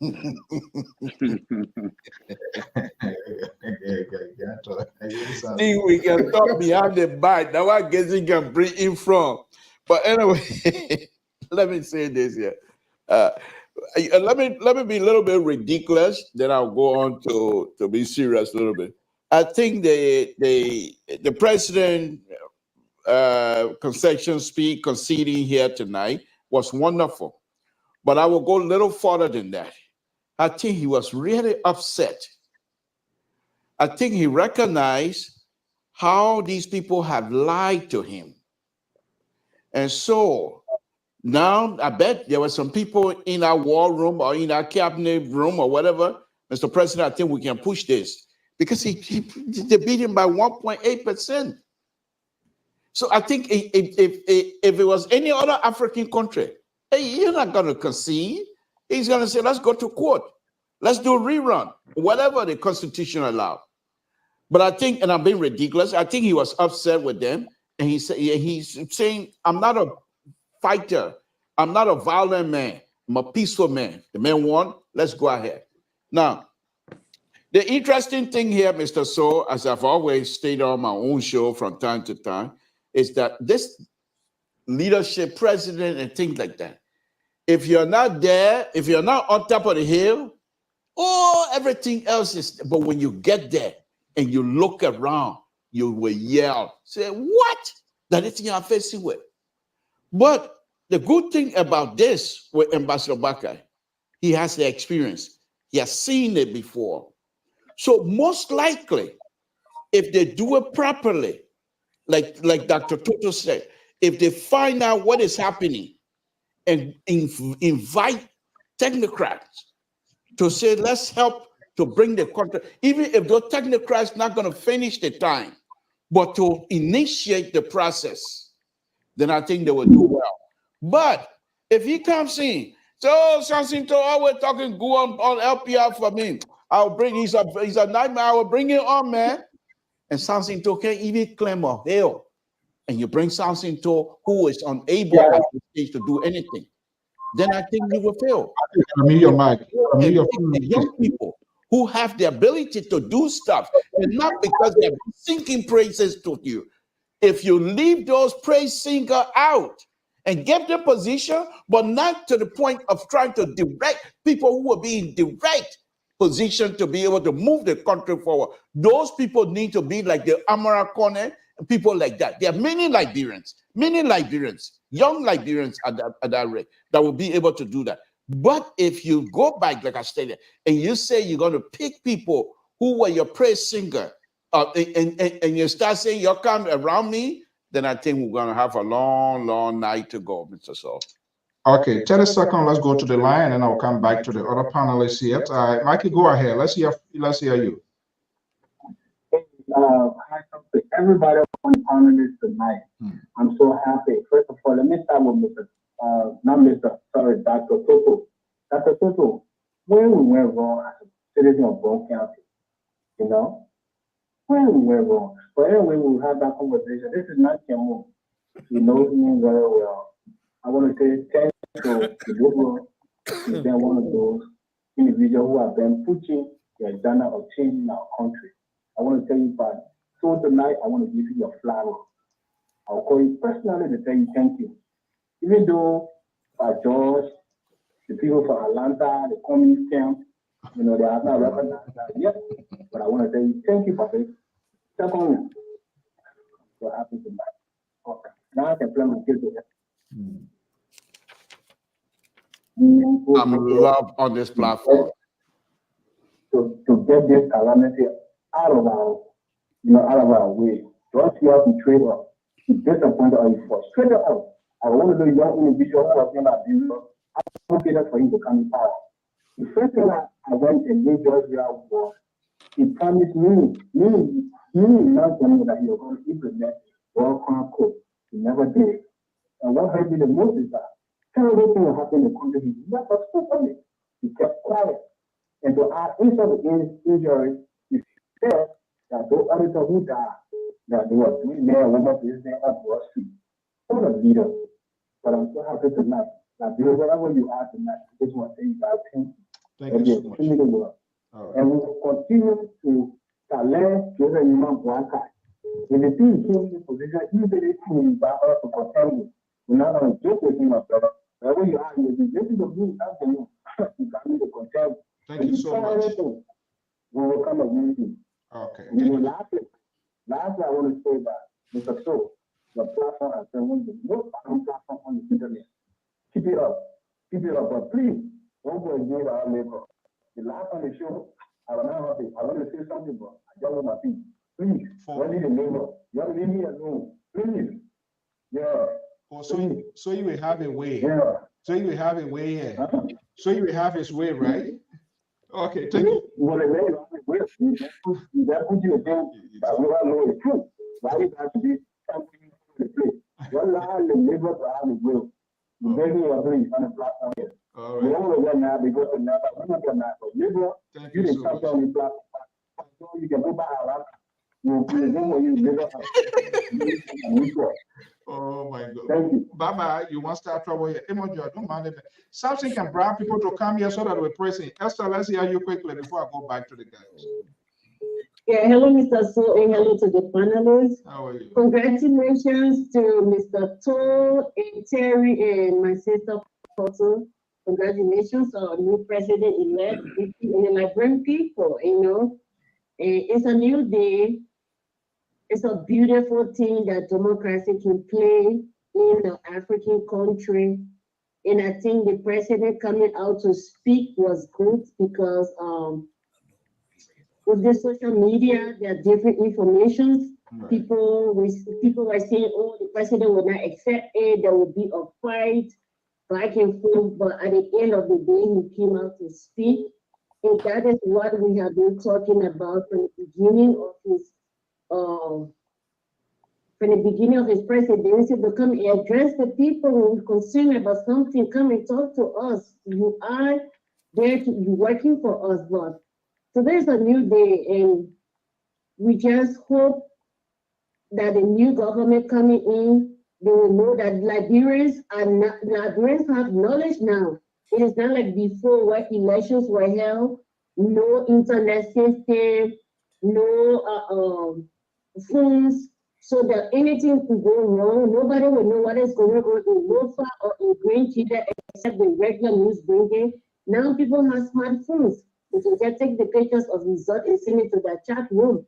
So it is different time within, and as the government coming in, they will know that Liberians have knowledge now. And thanks to the platforms that we have, like LPR, that is balanced. Sometimes I disagree with them, but at the end of the day, give the people power, give them knowledge. Knowledge is very, very important. When somebody knows something, they're able to make a good decision, and that's what your platform have been doing. But thank you again, Mr. So, for everything, and you and the panelists there, even though I disagree with part two sometimes, but congratulations to him again. Yeah. Tell the man you disagree with him, what you want to ask sometime. Sometimes. You're not know that man yet. You always see him flipping all year in 1-2 months for you. Okay, thank you so much. Okay, let me go back to the panelists. Was that Dr. Toto? Was that you? No, you spoke already, right? No, I've not spoken. You asked. I think Casey was able to come in. Yeah. So quickly here, one of the callers here, Kemon, who said he supported Dr. Weah, mentioned with his war crime code. With this war crime code, would it still be an issue? Would that something the incoming president, is that something you will address, or we just need to bury it right now? You see here, I named like 10 reasons why Joseph Boakai government will be in problem. One of that is what you just touched on. For Joseph Boakai to excel, the belief of Liberians is that people like Prince Johnson and their likes have not been disciplined, justice has not been served on them. Can Joseph Boakai institute or call for or request the United Nations to institute or constitute a war crimes court. That would be a no. You cannot have the devil eating with you and you say, I'm going to kill you tomorrow. The devil will kill you before you kill him. So the moment Joseph Boakai start talking about war crimes court, I will not be surprised if there's a coup d'etat and Prince Johnson declare himself head of state. So Joseph Boakai will not go there. The second thing is, Joseph Boakai will not prosecute people in the early government who were indicted by the GSC.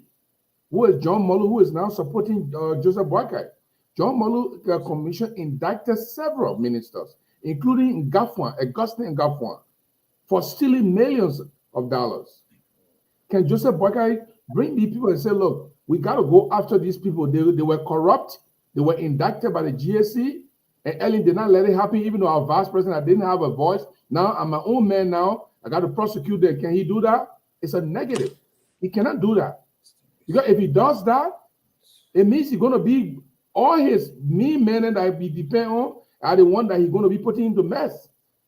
The other thing that Joseph Boakai has to be very careful with, is he capable of actually controlling his government? Can Joseph Boakai actually look at Anthony Kesseley? Because Anthony Kesseley might be the prime minister of Liberia, if you're not mistaken. Can he look at him and say, Anthony, bring me that concession agreement, the report you're bringing, I'm not sure of it. You bring me the summary, let me read it myself. Can he do that? Those guys will bring paper to the paper. We get a people hard time today. They ended up agreeing to us. Yes, sir. And he will sign. And who will be eating? Anthony Kesseley will be eating. Ngafwan will be eating. Alara Toba will be eating. Steve Quia will be eating. Jacob Kabakori will be eating. These are the people that will run our government. And that's how Liberian people will start losing respect and trust in them. And they'll start thinking, oh, we shouldn't have even done that, but we did it anyways, and that Liberian always make a mistake. This particular mistake Liberian made to elect Joseph Boakai, it will haunt us. Joseph Boakai government will be far corrupt than any government in Liberia. Okay, I had to put a time frame on it. What you saying, if it goes on the contrary, will you come back here to I like that question, Mr. So. Which I know it will be impossible, but if Joseph Boakai performs, because this video here, there's no, you don't have authority. You good there's no way I get authority. So you can't delete this. If Joseph, I'm promising you today, and everybody who is listening to me, if Joseph Boakai write a letter to the United Nations and say, Liberia went through a bloody war and there are criminals among us, warlords who kill a lot of people, they have to face justice, and I want you to establish a tribunal in Liberia. If Joseph Boakai, just that one alone, Joseph Boakai come here, I will openly apologize to Ambassador Joseph Boakai for ever uttering statement like that. Okay. First of all, he's older than me. To apologize to him will not be even hard. And two, I'm a journalist, and retraction and apology of your work it brings credibility and trust. So that also can help me to do that. But I tell you, my brother, let me tell you one more thing. Guys, are you kidding me? What happens if Joseph Boakai was gone tomorrow morning? What will the Liberian people think? What happens if Joseph Boakai, even while celebrating, he's so happy, and tomorrow morning he comes to America and will no longer be able to go back to Liberia, and Jeremiah Kun becomes president? What would the Liberian people think about Jeremiah Kun's proximity to Prince Johnson in power? Are you not scared? Are you not afraid? Look, we are in a mess. This is the worst decision that Liberians have made. Okay, thank you so much. Cotto, and then Terry will come in here because Gibson. Yeah, so I mean, this is not going to be a strange thing. The GOL, obviously, the people want to turn to opposition. We are seeing that, right? And Ellen Johnson, they were there. Motorbike that you go beyond rusted bar.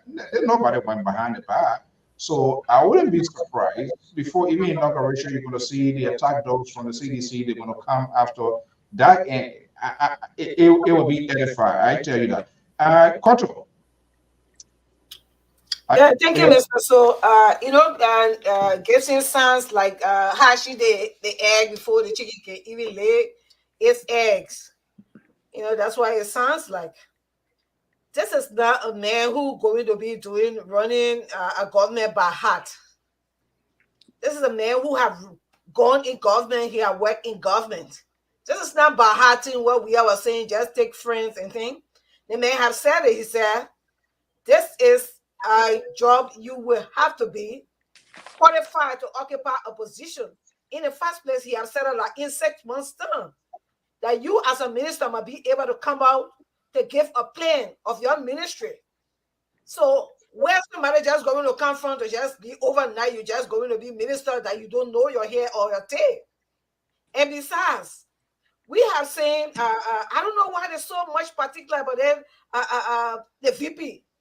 Is he not a Liberian? Is he not qualified? And when we start keeping this kind of mentality, it makes you to put yourself in a defending, mood. You have not even sat there with a person. Now you're concluding. Have you dealt with Mr. Kuhn personally to think that he would just take decision from what they call Prince Johnson?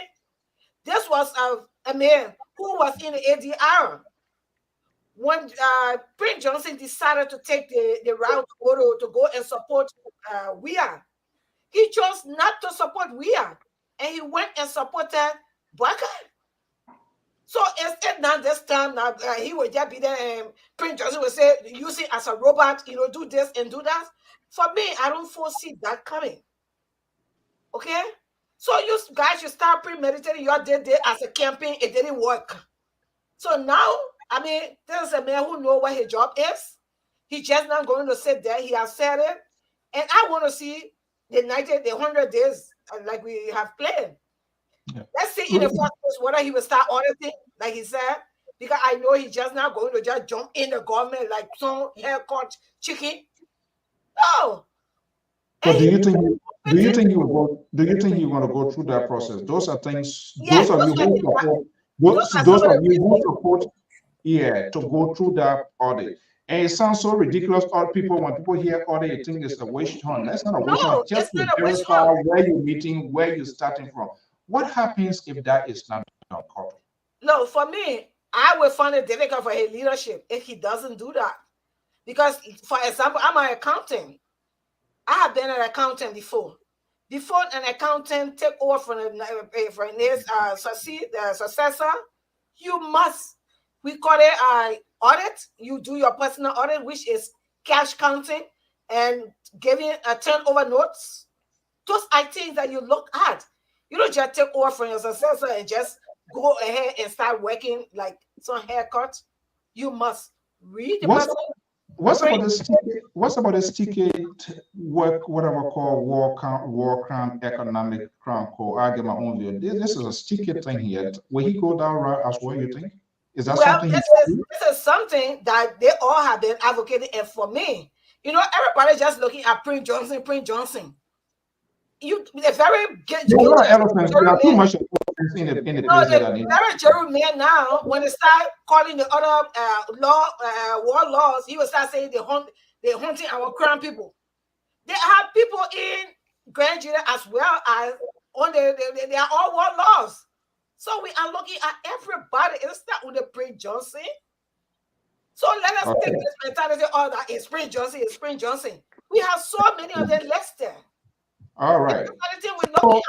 Our eyes now on Prince Johnson. We're looking at the economic crime and the war crime code, and they will start the process. Whatever they have started, and Boakai was in the government, and they started the process. This was something that they have started, and they went to some level. It came to Weah. Weah did not even take one step. So this is something they are looking at. I'm not saying that as soon as he gets to power, it's going to be automatic. I would not. I would not assume that. For me, Can I respond to all 10 seconds? No, they're not here for dialogue. I will come to you. Let me incite. We're not going to have comments and George Weah respond. We have to respond. It becomes dialogue. Yeah, I don't want to have response. Just a 10-second response. Yeah, 1 second. Let me insert Terry and that of Jones. Jones, I want to make it alive because you and I, we are the independent mind on this network. Amos George, something to George Toto. I have not spoken yet, so just go ahead. I know I have not spoken yet. I know I take a side, and I still stand by my side. I don't support George Weah. I don't support Boakai. Go ahead, let Terry speak. I will speak. Then, President, you still not support? Then why you here? I will speak. Don't worry. When my time reaches, I will respond. Okay, Terry, let me bring you in here. The problem with us, we all try to protect our own alligators. And this is where the field leadership comes in. People profess to love, to like, to admire. They not know you, they know you, you're like, but we do not. I'm not saying we should disrespect our leaders. I'm not talking about people who cause, who they, but there's a way. Even if you're a cabinet minister, you can raise your finger after the meeting and have audience with the president. Mr. President, I think that decision, you shouldn't take that. Very few people, you can't even count it, they can't even be few, all because they want to protect their job. Do you think from this, and when I listen to President Weah today, you can notice from his tone, his voice, the deception to people that he taught or people that he felt that he trusted. They let him down. I will listen to one of their series in there when they start calling some of the names. And I know because some of these conversations have come up. Do you think these people who the ambassador going to be bringing, he's a elderly man, we must all know that. And so he will want to rely. Even I don't care whatever wisdom you have, you need to have a team that will be there. And one of the persons that I see will be a close confidant. And what I'm saying, I wouldn't be surprised when he's brought to the mansion is Senator-elect Amara Conant. Because Conant really restructured and presented Ambassador Boakai in a different form, context than any other persons on his campaign to get him to be where he is today. He put NEC on edge, whether his view is right or not, but there was something that he presented that compelled them to do something. Those are the kind of people here. Do you think people are going to be honest, or they're going to take advantage of he being the nice old man, oh, yeah, ambassador, we're being in the trenches, we're being crying on the Facebook, and then they will start doing the same thing that they did to Ambassador Boakai. Will you guys, will those people come out and speak their mind in the honest fashion? I'm not talking about insulting. Mr. So, Liberia politics is polarized with people who are sycophasive. So I do not think, to answer your question directly, that people will be honest with the president. No. Even right now, you see what happened to President Weah. As we are hearing gossip, Eugene Nangwe have left him and gone. And other people are also leaving him too. There will be rush it. The moment President Weah leave power, you will hear some people will say, oh, we used to tell the man, he never used to listen to us. So Liberia, the how Liberia is. But something I capture, all right, from the discussion that was going on that I decided to write down, you know, like I said, things that is expected to happen after the injured leaves. Number one, we are looking at JMB cabinet. JMB cabinet will be an issue. Right now, the injured have left. You talk about Amara Conant. Amara Conant was just used by the injured to just come and help Ambassador Boakai win these elections. Now it is left with Ambassador Boakai now to invite God and wisdom to be able to select his cabinet, because when the injured leaves, the first decision you make will determine the trajectory of your government. And that will have to be with your cabinet. And the cabinet is expected to come from the MDR, the LP, and you know, from Mr. Cooper party. These were the people that first embraced, you know, the ideology of the ambassador that projected him today to be the president. So you got to consider that these people have people that need to be part of that government. All right. And you also have the late opposition parties, the likes of Apeton, the likes of the guy from the ACO. These people need something. They did not join you just because they want to join you. So everybody is coming for something. So the cabinet is going to reflect these images that we got to take into consideration. And these people are coming with their own ways, their own attitudes, and their own behavior. So we will expect a lot of things that will happen that may not go down well with the Liberian people in very early ages of this leadership. But it depends on how President Boakai handle it. If he carelessly handle it, it will affect him deeply. Another thing that may happen after the injured leave is the people who have been expecting to be picked that will not be picked to be part of the cabinet. All right? They are thought within themselves that they projected Ambassador Boakai as the president today, and they demand or they want to have position, they must have it. And because they did not get it, they might likely swing on him and become a serious critic to say some things that we do not expect. So there are many things that are jotted down, but one of the things you guys were saying here that took my attention that I label as the first fall away by the people will be Ambassador Boakai do not firstly declare his assets, all right, and also reveal to the Liberian people how much you have in the economy, how much have President Weah left with you. Those are some of the things that Ambassador Boakai need to do. Number two, think about trying to install the War and Economic Crime Code. If you don't install the War and Economic Crime Code, at least install the Economic Crime Code and a means of reconciliation. Also, reconciliation code. I think if you don't do that, it's going to be a problem. Auditing, all right? Auditing previous government and all of that. If you don't do that, it's going to be a problem. You have to set up the audit that Terry, Johnson has. So yeah, too much. This your laundry list here. That's an industrial washing machine going to accommodate that. Amos Joyce, let me bring you and bring you the independent guy. It's too much. I don't want to. Yeah, that your laundry. When I get a washer, we don't have a washer machine. But Amos Joyce. Yeah. So let's hear from you. So I mean, there's no easy way out here. And if I could just add a little layer to that question, and I will transfer that to Mali to add up to his. It's not just one of them, but how the surrogates. Will they still be campaigning, or will they be in a consolatory tone now because they're going to be getting in the governing stage? And will they still be that the words, the high tone, will we still be hearing them? And if they are not all upon after 1 month, after 2 months, what's gonna happen? People were not stretching their vein, their neck, they're carrying their pressure up, headache for nothing. Nothing's for nothing. Anybody tells you I'm doing this because I love Liberia, that's baloney. Something is inside for them. They also get something. You have to survive before you talk about it. So what do you think the ambassador needs to do? Too much is ongoing right now. We are on the next thing. We're going to see a transition and how it's going to play out, and they got to kick the ball to start rolling. Look, it would be a tough thing for the president like Joseph Boakai to navigate this ship here. So some are waiting to see the list of the cabinet.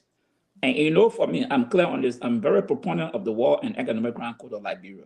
That one, nothing was swimming from it. Joseph Boakai, Jeremiah Kun told us that they support the War and Economic Crime Code.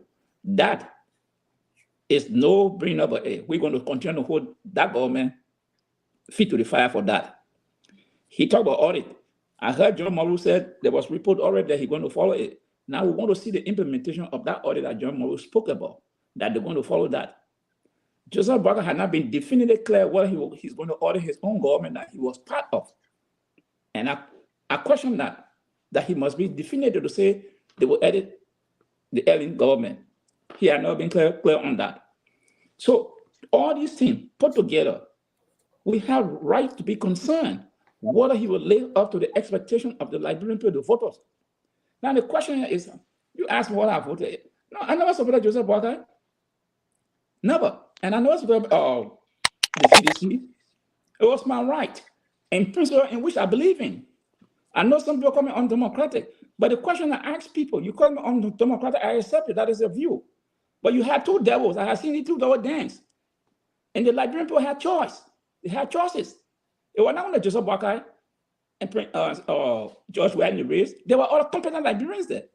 And because they choose to take one of the old devils, therefore, if I don't go to follow that old devil, then I'm unpatriotic. No.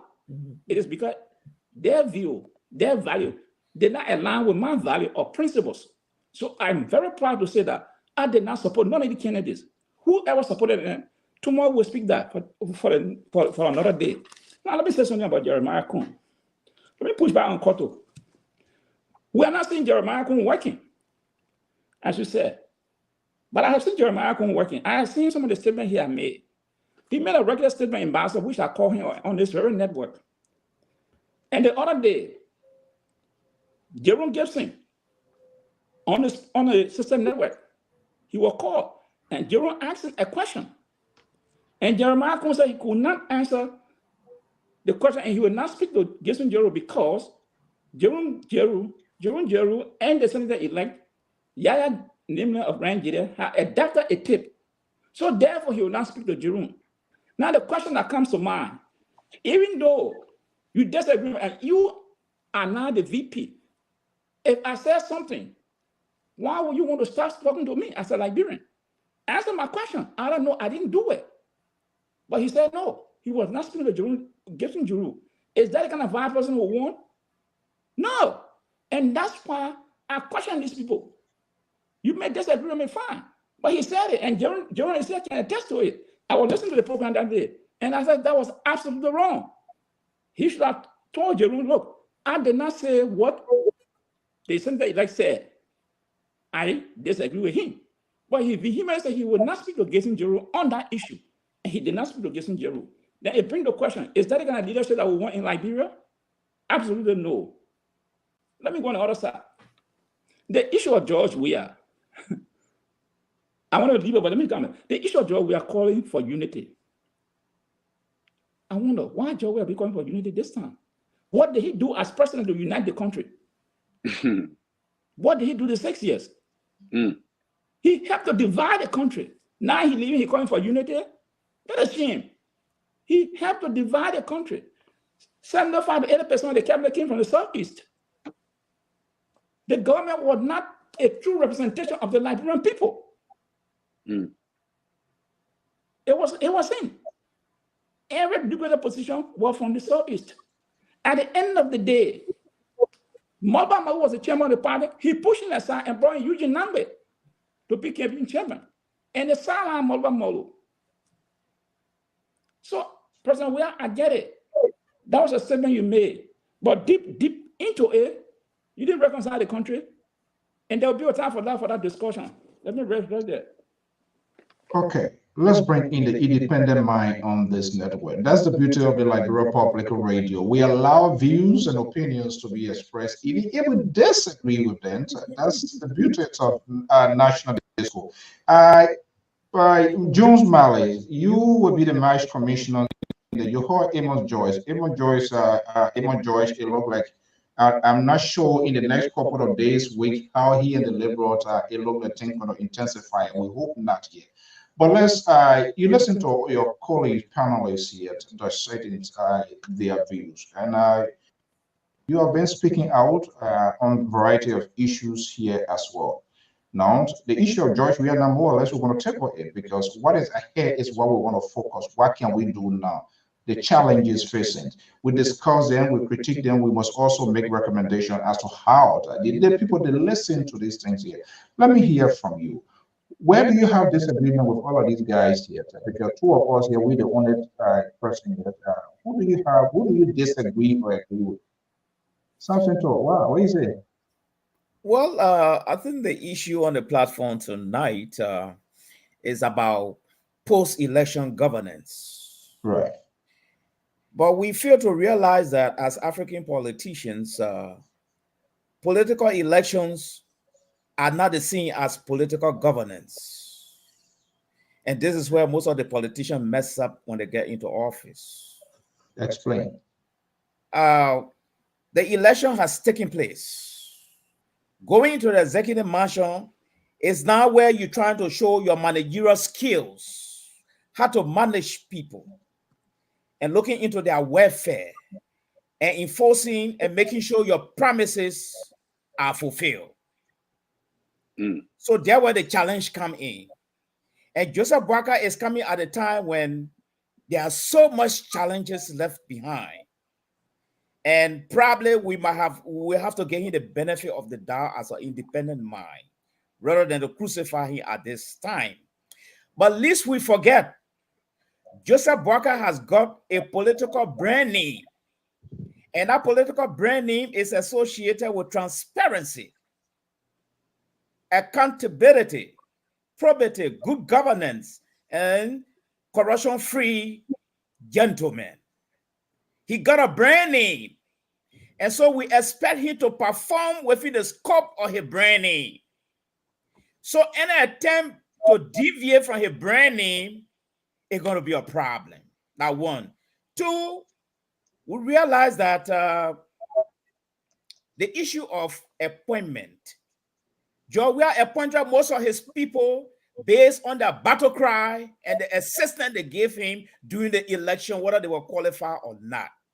So the president-elect will be between the merit system and electing people on the basis of how they brought him to power. And we're going to be watching that keenly. All right? And the next thing here is that I think the Unity Party-led government should be mindful of now building what I call a recycled team of politicians. Some of them are stigmatized with high controversy in past and present political issues.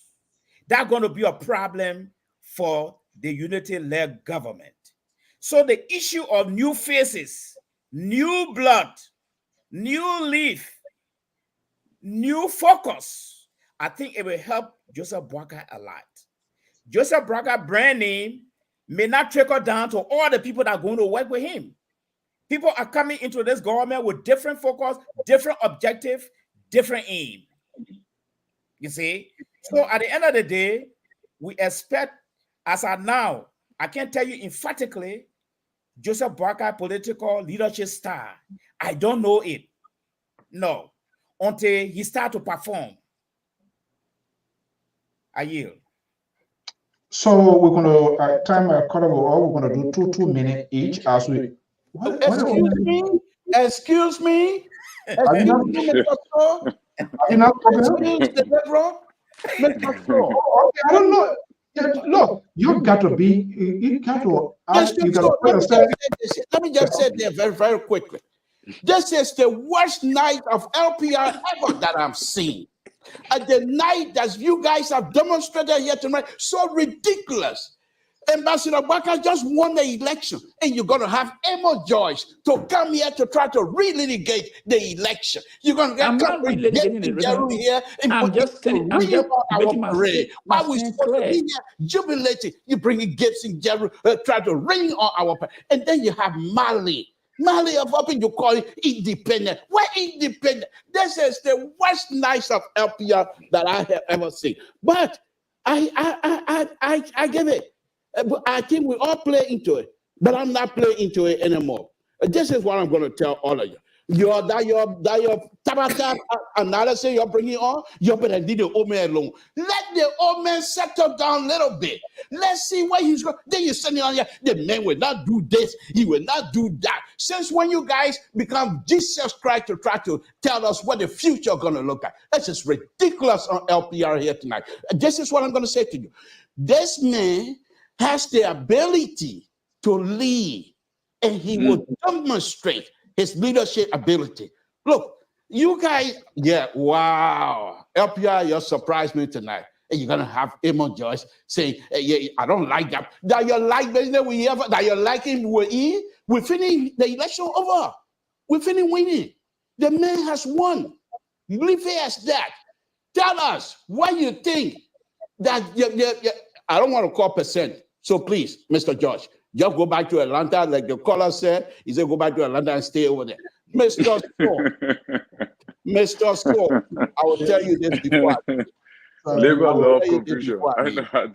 I thought you were going to give us the opportunity tonight. Those of us who, I don't know those people, I admire him, but I thought you were going to give us the opportunity to at least jubilate, to show how happy we are. The president, listen. That dancing, your dance until the future is what it is. We are already happy all we want to do now is No, Mr. So, but you got to let me finish. Other people, you let them talk. You let him judge them, and you call malice analysis of how do you call what's the name? I don't even know now. But the point here, Mr. So, is this. Ambassador Boakai, look, you guys are not doing good here tonight. How you call him? Boakai, immediately after the first round, he made a speech where he told all Liberians, hands on deck.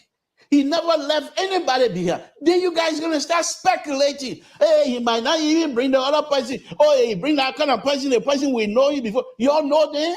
So y'all want us to go to Guinea and Ghana and Nigeria to go borrow people to come and help us to lead our country? We will use Liberians to lead the country. We will use Liberia to be able to do the work for the country. This is an embarrassing situation tonight on LPR, Mr. So. The liberal progressive. Okay. Yeah. You know, that's the beauty. We always allow people to speak their mind, but we know the country get a lot to do, so we're going to be moving around. Closing argument, you listen to your colleagues, your agreement, disagreement. We always keep it in a safer context as usual here, and for the good of our analysts, we've been holding everybody accountable. So why you want to sanction Amos Joyce here tonight? Why are you getting a Mally Jones? I don't understand. Why you didn't pick a Tarek or Koto or Dr. Toto? Do you in agreement with them? Of course. These are people that are saying the truth here tonight. Just look at the Titato. Mali down here, Gessie in the middle, Emo George on the top. That Titato. Then you come in here, you come to bring somebody else to come and win. You're not winning here tonight. Titato. You're not here to come play with y'all. Oh my goodness. Okay, guys, let's do it as we critique. We can also make recommendations in our closing section before we leave. Who wants to go first? Liberia, you want to go first because you're on fire? Well, I just want to say thank you very much. I appreciate it by LPR giving us the opportunity to once again say thank you to Ambassador Boakai, soon to be doctor, soon to be the president of the Republic of Liberia, the father of the nation. Mr. So, let me be serious a little bit. Ambassador Boakai does not have within him to be vindictive. Ambassador Boakai, I won't even be surprised if he called Gessie Jeru to see what kind of contribution Gessie Jeru can give to Liberia. I won't be surprised because he wants everybody to help. Let us give our father the opportunity to do what he has to do to move this country forward. What I will not accept is the notion that perhaps Liberians need to go outside to borrow for people to come. You got educated Liberians, young Liberians that have struggled to educate themselves. And you got Liberians, young Liberians, that are still educating themselves. They have the quality. They have the qualification. They can lead, and we will use them. Whether you like it or not, we will use the Liberian people. Opposition and position, over position, we will use all of them. All of them. If you're not qualified, you better find a back door to total. If you qualify, you work for Ambassador Boakai. I like that, Liber. Oh. Samson I don't think this guy gonna be going. He's gonna go off soon. Samson Okay. come here to eviscerate people's view. But let me say to you, That is how to speak. Samson, will you please give the? You finished? I just want to make sure. But you're not a moderator. Why question me? That's how you want to do that? You are not a moderator. So Samson, please. Is that how you're going to run your Joseph Boakai government by heart? Don't bring it to me. I'm not part of it. I don't want to be part of it. But let me say this. Why you don't want to be with the superintendent of Bond County? You're not go there. No, let me say this. You're not going to tell us what time we should give the incoming president. As you always tell yourself, he has the experience. His hand will be hand on deck. And he must deliver. And we got to hold him accountable for those things. But I have seen this man. So I'm waiting to see, as Gibson was saying, the people around him. Let me see the appointment he's going to make. And you want to question me about Joseph Boakai. He was the chairman of Group of 77. He put his web there. Is that a corrupt? People who want to fight corruption? Huh? He was the vice president, chairman on the Group of 77. He put his web there. What changes did that institution make or have made? Zero. So you can't, don't go there with me. Don't go there with me. You want your election? If we are commenting, take our view and respect it and take the positive to help him. But you don't come here to tell her, well, it was just a question the old man. He was old before he took the job. Then, he was old, he took the job. So why you not handle his name? Don't I know other nomenclature that he is the president and we will hold him accountable. Either you take it or you leave it. The War and Economic Crime Code. People were killed under the regime. Under Ellen Johnson's government. Permanent Liberian killed. We want to see those records. We want to see what investigation he's going to do. He can't just come and say we're going to investigate George Weah. No. Permanent people were killed under George Weah. We got that. But there are other permanent Liberians who were killed under the regime. So I expect Joseph Boakai to, when you speak of transparency, administering justice, what will happen to those cases? We call it court cases.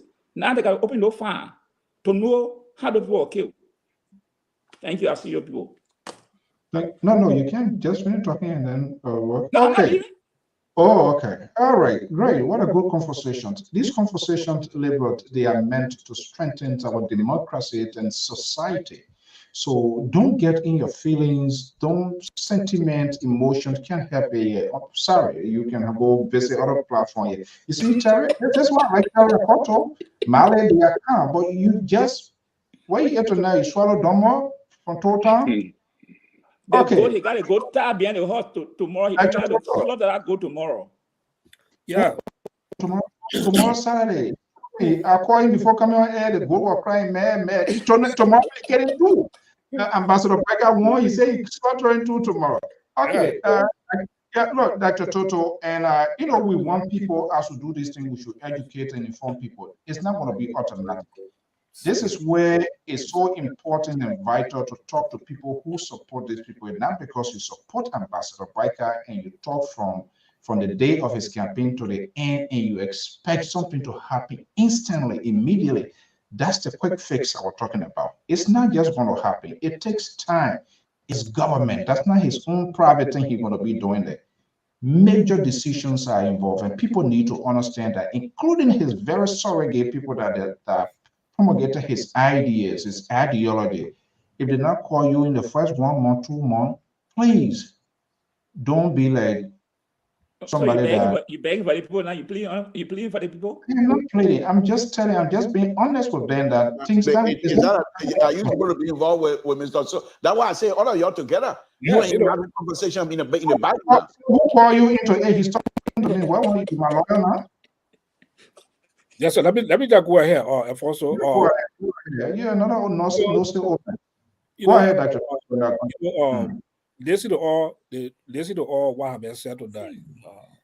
I still firmly believe that Ambassador Joseph Boakai government will be a successful government and involve the collaboration of every Liberians, qualified Liberians in the diaspora to come together and make the government be successful. Despite our disagreement, I believe that we are in the right direction. As I said, I've been reading through international platform. Now, if you just go now, you just Google Liberia, you see the ton of international online that are talking about what happened in Liberia today. That's an achievement that we should celebrate. And all should put our hand towards it. Let me just fall back on guessing. We have a long relationship before. And when it comes to the ambassador, whether he will complete his term in office when it comes to the issue of life and death, it does not live in our preview. Let us take it out of that context. You know, we have the hope and firmly believe that Ambassador Boakai will complete his term healthy. And there'll be nothing to interrupt his presidency that will get what will go through some constitutional means to carry on his term. I don't want to talk about that. You know, let me just close with this. A good friend of mine, you know, I hate to bring it up, but let me just say, I talked about Cody. A good friend of mine, during our refugee days in the Africas, we all become professional people. And he was in this opposition party, CDC. He used to, if you guys can remember his writing, this guy was very critical on Ambassador Boakai's age and his health. That Ambassador Boakai will not survive the next election. May his soul rest in peace. Before we could reach to this day, he's not with us. We with Africa together. You know, so we don't have no monopoly over life and death. No matter That's true. How old the person is. You can be young, you can die, you can be old, you can die. So when it comes to Ambassador Boakai health, we should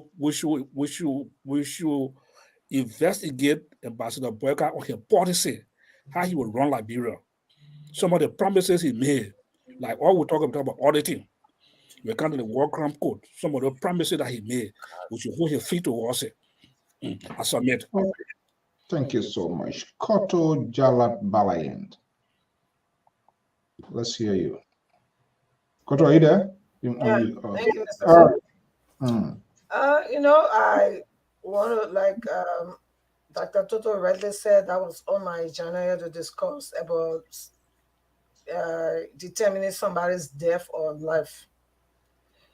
I remember when we were running campaign for Ellen, 205, people were saying, these very seditious were saying that Ellen will not even make it. Ellen will die. And here we have Ellen that has served 12 years, not 18 years and plus. Okay? But I see, I feel, you know, for my brother Jerome and the life of by George, they are saying all of this out of frustration. But I want to tell them today, let us put away all of those things. You guys use all of these things during the electoral process, and it didn't help you guys for Joseph Boakai not to win election. Joseph Boakai have won the election. All of those brothers never work. Now let's see the output. If I were you guys, I would not, you know, start thinking on how to advance. I don't know, you guys think that you guys are exclusive of Liberia. We all are Liberians. If Joseph Boakai fails, it is the country that will go through the problem. So about this time, I think this will be the thing that I would advise some of you to start doing. Shut down your concerns and start putting it forth. Jerry, you are a journalist.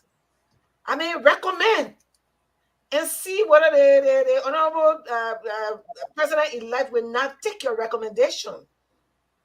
I think that's what you should be doing now instead of going back to your electoral rights. So these are things that we should be doing. I see people right now, they are doing things to seek job. I ran this campaign up to this time. I'm not looking forward to anybody giving me a job now. If I am given the opportunity, of course I'm going to serve my country. But it is not the time where people will say, I ran campaign and they did not give me a job, and you take it at heart.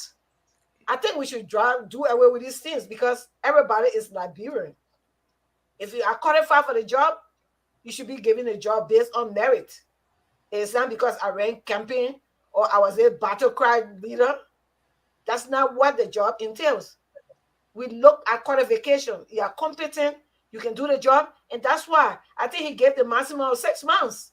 If he cannot produce, I think Joseph Boakai will not stay there and look at somebody that is unproductive to keep you there more than 6 months. Okay, and we have people who complain about this war crime court. We remember we listened to this guy that we interviewed. They had an interview. I just forgetting his name. Alan White. Okay, he said we the Liberians. If you think that somebody was killed and you want to seek justice, let us start right now by putting our cases forward and test the justice system and see if it will not work. But nobody have tried. Nobody have tested it. You can do that. We concluded, oh, they will not do that. They will not do that. Who's going to do it if you don't take the initiative? I think what we should be doing now is to test the system. If my brother or father or whoever was killed, I want to test the justice system. I want to put my case forward and see if the Liberian justice system will not work for me. Then I try international system, like we saw with the life of our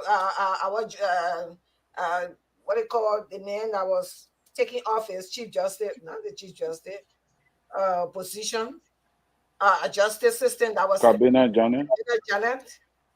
He saw it, it didn't work for him. He saw it, he went further up. Why don't we start from there? The man is just he's just elected.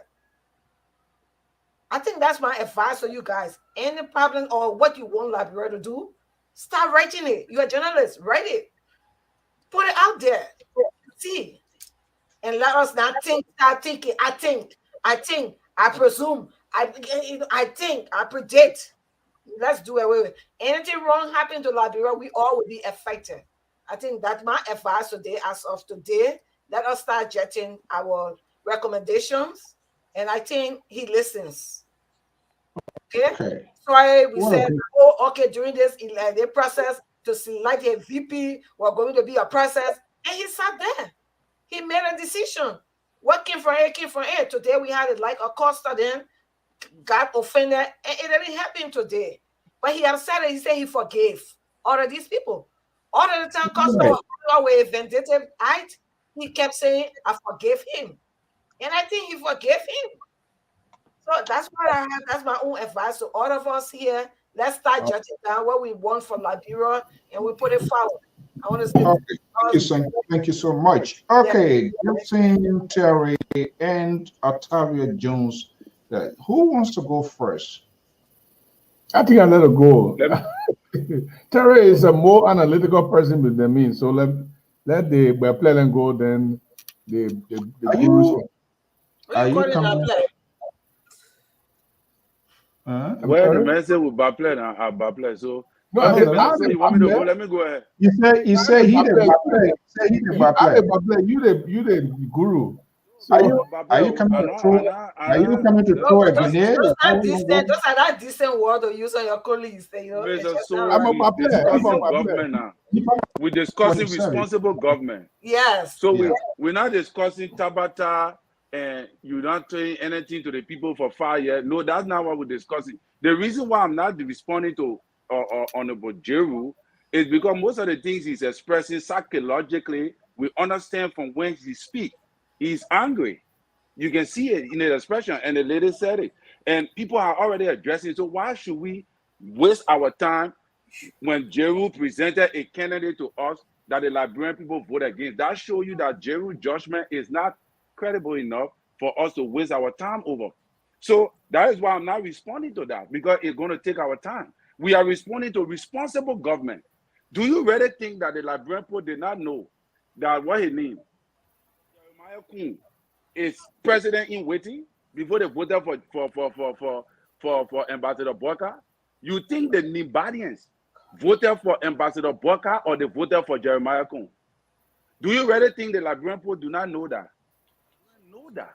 We know that Jeremiah Kun is a possible presidential candidate in waiting. And I want to give you something that the Nibadians, they are the most industrialized county in the republic.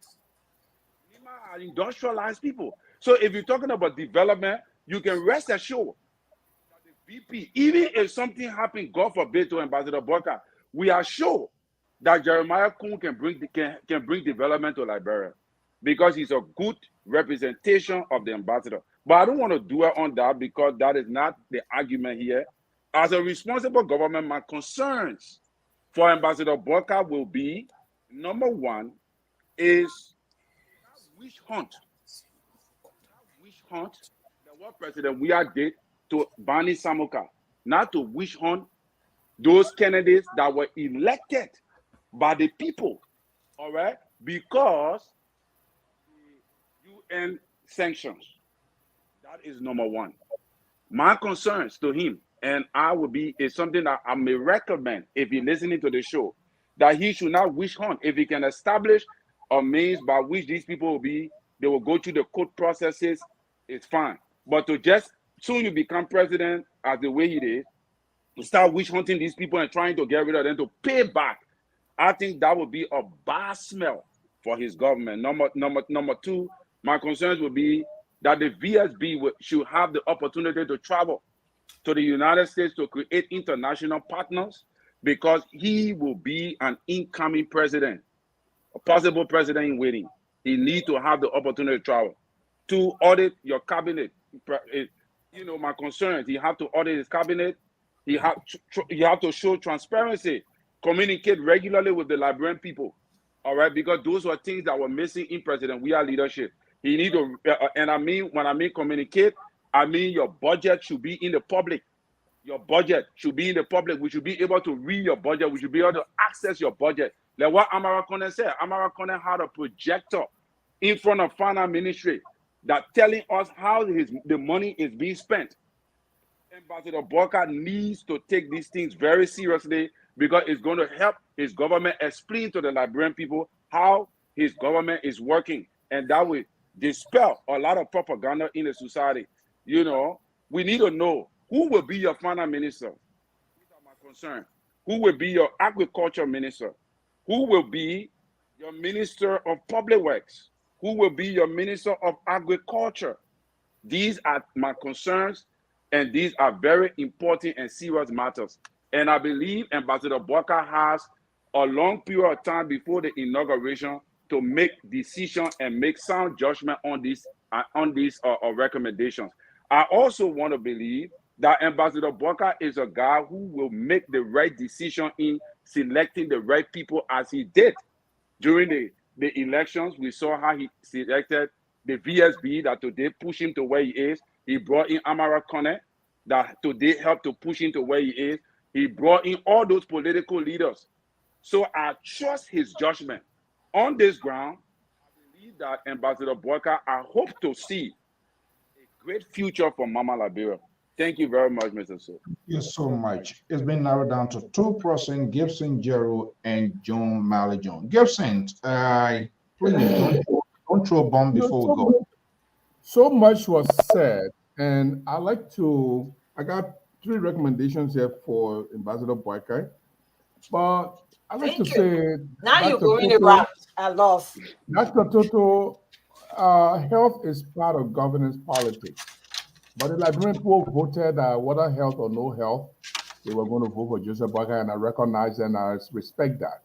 I know Liberians have made mistakes throughout their political sojourn. You killed my mother, you killed my father, I will vote for you. They saw the error. You know book, you don't know book, I'll vote for you. They saw the error. Now they are saying, even if you bring a criminal close to you, we'll vote for you. Whether your health is not strong, we'll vote for you. That's another mistake again. So that mistake will come back to haunt, but not now. We will not see it now. But those of us who see it, it will come back to haunt us. And look, I do not wish that Ambassador Boakai any death. I do not wish. I'm just telling us to put us in a position that there are possibilities. I even talk about him resigning. It could be possible that Mr. Boakai can say, look, I'm old now, we won it, but the 3 years, I can't continue, Jeremiah can't continue. He can say that. And that's the background I was trying to say. But my first recommendation is that I'm appealing to Ambassador Boakai, please do not consult the Grand Jede Legislative Caucus before you appoint the superintendent of Grand Jede County. These people will be fighting among themselves, and they will recommend people based on their impulses. If you want to appoint any superintendent of Grand Jede County, make your own decision. In the past, the legislative caucus from Grand Jury have always fought themselves, among themselves, and never make a good recommendation. So please, when you are appointing your Grand Jury superintendent, do not consult the legislative caucus. It was a good thing that they should recommend people, but they never agree on something. Everybody got their own thing. They will bring more than 10 names to you just to confuse you. Find somebody who supports you from Grand Jury and appoint them, or anybody who you think can do the job in Grand Jury. The second recommendation is, I hope, I was praying that Joshua would do that. He tried the first referendum, it failed. But Liberia need to elevate now to the federal status. The county status is not helping us. People should be able to serve at the local level, at the legislative level, or the local level before they can even come to the national level. Each state or county should be able to generate own money, institute development projects, fiscal project or policies, so that we can get used to it before we come to the national scene. I don't know if Ambassador Boakai will institute a referendum for a creation of a federal status for Liberia. The last one I want to recommend: do not appoint sedition, any express sedition in your first line of cabinet minister that you're going to appoint. We don't want any excuse to say, oh, I brought the other people, they were opposition. I try to unify the country, and I brought them, but they are the one that undermine our government. No, we don't want any of that excuses. We know you're going to fail. I know you're going to fail. Don't appoint any decision. You will fail because you will not be able to govern. Don't appoint no express sedition in your first line of cabinet. Make sure everyone you appoint should be people who support you. We don't want no excuse from you. The last thing I'm going to say here is, look, we are Liberians. I'm going to be opposition for a long time. I'm going to be opposition for a long time, not today, not tomorrow. As a matter of fact, I'm going to Monrovia anytime soon to do a prospect for project for a multimedia institution. And definitely, I will be able to checkmate Ambassador. We're not going to give him chance. Somebody say we should give him chance. No, we're not going to give him chance. We're starting now. We're starting now.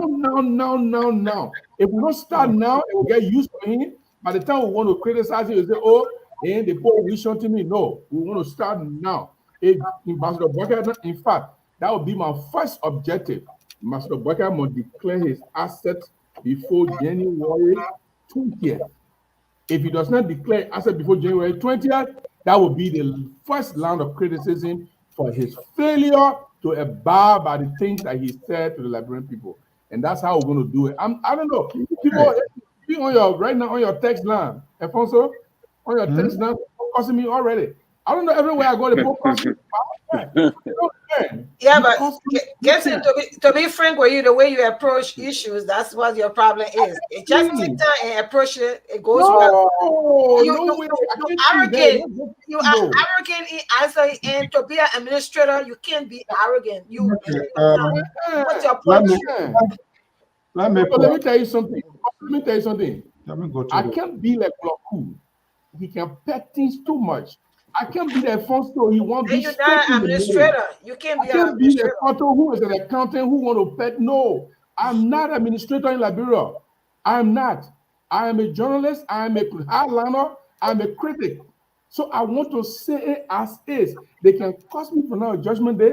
It's not going to move me. In fact, it make me more to energize to be able to do the thing that they are costing me for me. I'm hating them. And they are getting under their skin, and I want to continue to do it. And that's how I want to do it. And what good at doing you know what I did? What good at doing you? Just to go under somebody's skin, or you want output? Let me go to. Let me go to. You just went under my skin, then I cut off. You just went under my skin, then because anytime you do that, does not mean that they go under my skin. Let Mali have a day. Mali Jones. Yeah. Good night. Good night. No, don't go. You sorry, you talk. Everybody listen to you. The higher important. Why you taking one now before you talk about one night? So what do you have against Mali Jones? Tell me. You don't want him to. You say you're liberal, but you doesn't sound like a liberal. You people, other people's voices it doesn't matter to you. That's not how liberal. You more than. I don't want to talk. Mali Jones, go ahead. Well, thank you, Mr. Moderator, for giving me a maximum protection on this platform. There we go. So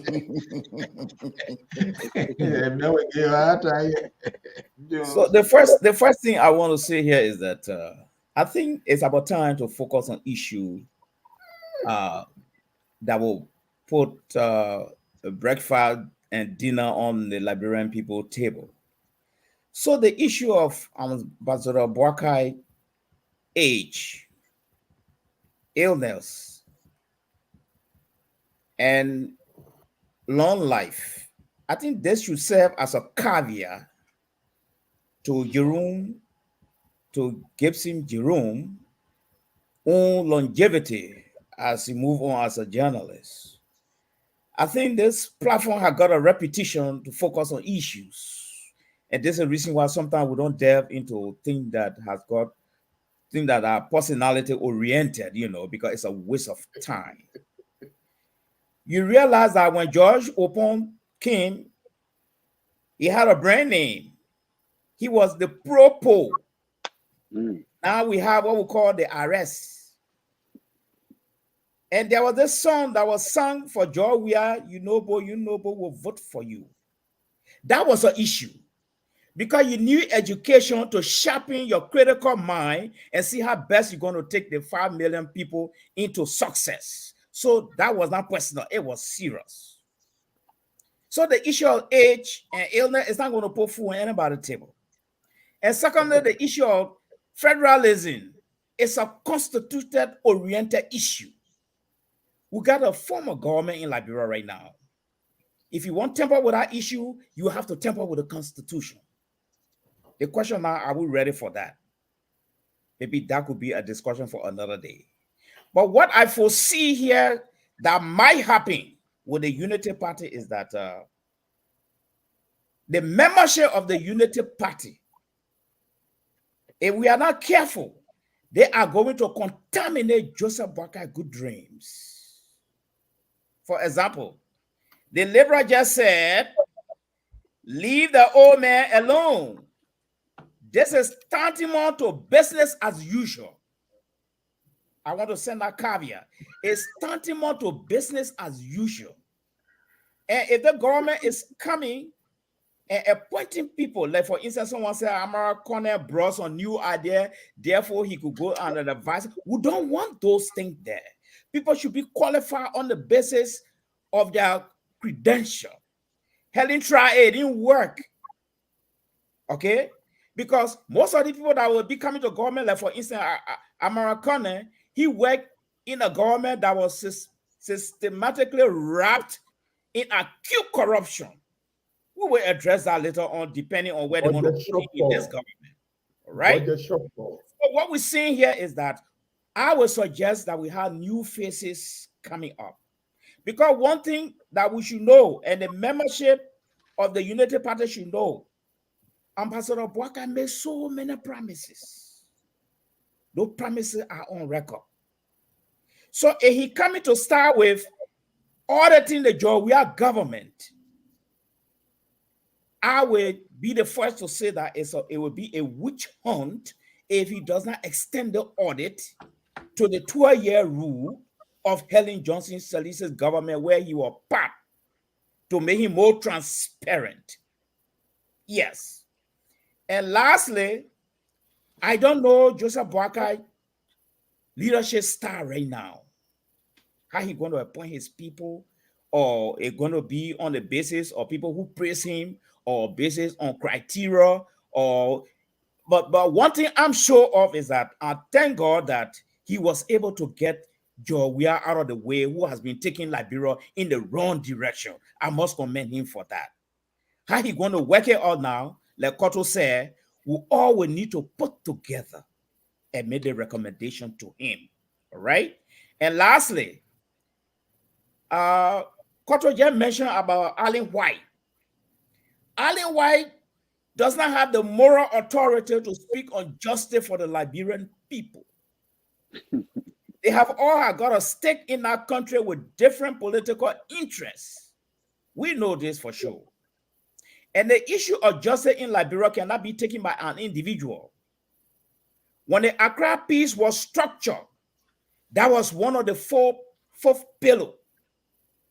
Peace and reconciliation and justice. It was one of them. The TRC was one of them. So the question is, the issue of economic crime, it's a new term coming up of late. All right. So the government will have to visit it. But here is my worry now about Joseph Boakai's government. The legislature, if the angry seditions decide to sit on the hilltop, there could be a serious blockade to so many of Joseph Boakai's reform in Liberia, and that will kick in what I call political frustration. So I hope we are watching that keenly, because coming to the executive mansion is one thing. Working with the host to pass some of your massive reform is another thing. And people setting a roadblock to them, it can be frustrating. Thank you, Mr. Moderator, for protecting me within a second. What a great conversation. A new day in the Republic of Liberia. Ambassador Joseph Nyemah Boakai is the new sheriff in town. Now, to be a sheriff, obviously, there are some people that need to answers to their questions in the past, in the present, and ongoing. Dr. George Toto from Pittsburgh, Gibson Gerald from Fargo, North Dakota. Is that an oil? That area is an oil field, right? No. Yeah, we got more oil here. What I play, man. Something. Why? You know when Gibson came, he talking about going to be critical and this and that. They may have sat in Fargo there where they have given equipment, material to them to even serve the Liberians there. They misuse all of the opportunity for the Liberians in Fargo. No, it's not true. It's not true. And thank God you brought it up, because I got a chance to correct that mistake. Like to hear you. No. I got an opportunity to correct this today. No, so I got the opportunity to correct it today. Koto, in North Dakota, we were the first people that filled a container, a 20-footer container, and shipped it to Liberia. When it got at the Freeport, the Ministry of Health, today we don't know what happened to it. I was one of those. I got a video. And that stigma is on your institution. You know that. No, it's not on the institution. It's on you. As your leadership. You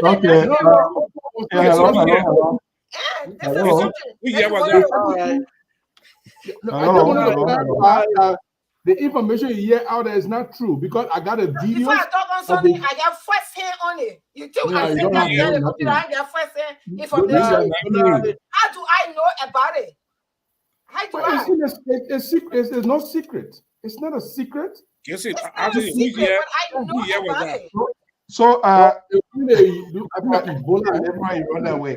I wanted to bring how you going to leave a cabinet minister? You went to Liberia, you stayed there, you get a job, then you came by here, you work out critical. Who that? What critical are you? So wait a minute now. So they continue disappear, or don't mind it. I don't know. In case he said, yeah, we will go deep into that, and you want to take it out with me. Hello. No, people laugh at you because take it out with me. Let's go there. I didn't want to fight you on that, because I was not on that platform. You bring it on the platform here, we will take it off. I'm telling you, I'm prepared for you. Bring it on this platform. I can see that you'll be frustrated many days if I'm here. Be frustrated. You saw I cool you down when I broke your way. Control. I don't leave you guys. Thank you so much, Dr. Toto, Gibson Gerald. Nothing hurts me. Malik June. I got text king in politics. I'm a politician. I'm not a journalist. Oh, you politician now? Me? Yes, she agrees she's a politician and she's not accountant again. I say politician, you say not a politician. Who went? Me? Oh, yes. Yes. I never told you guys I was not a politician. No, you said it on this platform. No, you get it wrong. You get no. I think. Okay, hold on. You need to find that video and replay it another time. Like, me too. I'm not a politician. Yes. No, for it is also. Maybe I can drink liquor. Maybe This I'll was get something liquor I said out when you politician. It Hold was, on. in fact, it And I was said, so when that you it was so that politician. I asked you that question and you said no. No. Yeah, you said that. I said, when you politician, and what did she say? You Tell said, me. Yeah, "Oh, I'm not a she said, politician." but she said no, but I think she didn't get the question, maybe. But because the other time she Oh said she's a no, politician. Mr. Collins, No, listen, you listen can't now. advocate She for Hold her. on, said hold on. she People are said pushed she back. got I a said, master degree in something and she did politics. That's what she said the last time. yes. International I said, relation I and said, political I said, science. She said she's not a Oh, yes, what she politician. said, I No, heard. no. When Ah. Mr. So said, you're a I run. politician then. I even ran for a Yeah? position. I ran When as she a said, as when a Mr. So representative. said, why you're I a remember politician. you. I said, you're a politician. He said, who politician? Yeah, Not they politician. said, no, we're not I Yeah, said, yeah, politicians. she don't said say that. y'all. I She said, said, no, who don't say politician? y'all. Don't Say say y'all, me. but Then, she was no, not you're referring not to, beginning yeah. that. You're not going to Yeah, that. I said, After don't you say said you're y'all. not Say politician. me. Okay, Yeah. when he said you're politician, he said, we're not politicians. He said, but you're a politician. You ran. That's the time he Yes. came to your face. He said, yeah, I I'm a was saying politician. that Before if you you said you were compare me not. to other people, you must say me. Right. That's She what I was said. referring to I said, herself. don't She say wanted y'all. you to Say refer me. to her. Don't say Okay, y'all. That's what she meant. let's get the record straight now. Are you a politician? I am. I am a She politician. said it the last time that she's a By politician. study and by Okay. practice. So I get All thick right. skin to politics. So, hello. Oh, Okay. Something pro. not by theory. She didn't No, tell not by she theory, didn't but tell practical. she's Theory not a and politician. practical. I want to tell. So when you are appointed minister, how you gonna leave a cabinet minister? How you leave a cabinet meeting? They appoint her that government fee. As soon as they appoint her that government fee. Look at As you. soon as then they appoint the Guess government fee. it, I'm a good administrator. Don't play with me. I'm a good administrator. That thing where I can do Something pro. be How many yelling votes over you putting tomorrow? be yelling over I your didn't employees. vote. Your Okay, employees. I gotta go, guys. Bye bye. I don't even know these people. I don't go Okay. to see this headquarters before. Thank you so Only much. once I went. Sorry, Koto. I Thank don't know these you so much. All right, good night, Gibson. Listen, We're butter on the in human listen, thank traffic. you so much. Okay. Okay, guys, there we have it. The battleground. There's a new day in Liberia. Ambassador Joseph Nyemah Boakai is the president-elect. And I think one of the greatest things is Liberia. If nothing else could be remembered of President George Weah, to everything that every human being get their good side, that would be one of the legacies. Quite a long war, third world countries. We saw in Africa, the constitution was circumvented, extensions of the president just to make sure to get things done. We saw what happened in other neighboring countries. But he was very magnanimous. He was the head of the government. We all was jittering, we all were freaking out when we saw the huge deployment of security forces. But some of us knew what was happening because people said they were going to go in the street. So they were taking all necessary precaution without them knowing what would have been the outcome of this. But by he placing that phone call and even admitting to the fact that, yes, even if there was a reruns in all of those places, the polling centers, the number just doesn't add up to make any difference. That is indeed. So there is a way to give to other people too, because these are some of the things African leaders, they become defiant and they do not leave offices, because when they leave, the reprisal or how they're going to be perceived, people have their supporters. And people are willing to, remember, bear in mind, how many cabinet ministers, directors, and other folks that you have, they will be going out of job. So all of these people, there's a way they could even protect their job as well, to say, oh no, don't go to court. Would that do the country a good? I think he did a noble thing today, despite of any other thing. That was a noble thing. And that it makes our country to be a country that believes in the principles of democracy and respect the views and listen to what the voters say. And that will set a standard for other leaders that are going to come. If you don't get it, you don't get it. They now know the citizens there, they decided. And I think he did recognize that there were things that went wrong. Perhaps as he said now, he's thinking with himself, I could have done this. This was meant to reach. And this is a lesson learned. If they give you state power, it has to be used wisely. That's what the politicians, most of them will not find it. I'm not going to be a sycophant. When you support persons, you support them with honesty and tell them when they are going wrong. Everything cannot be yes, yes, yes.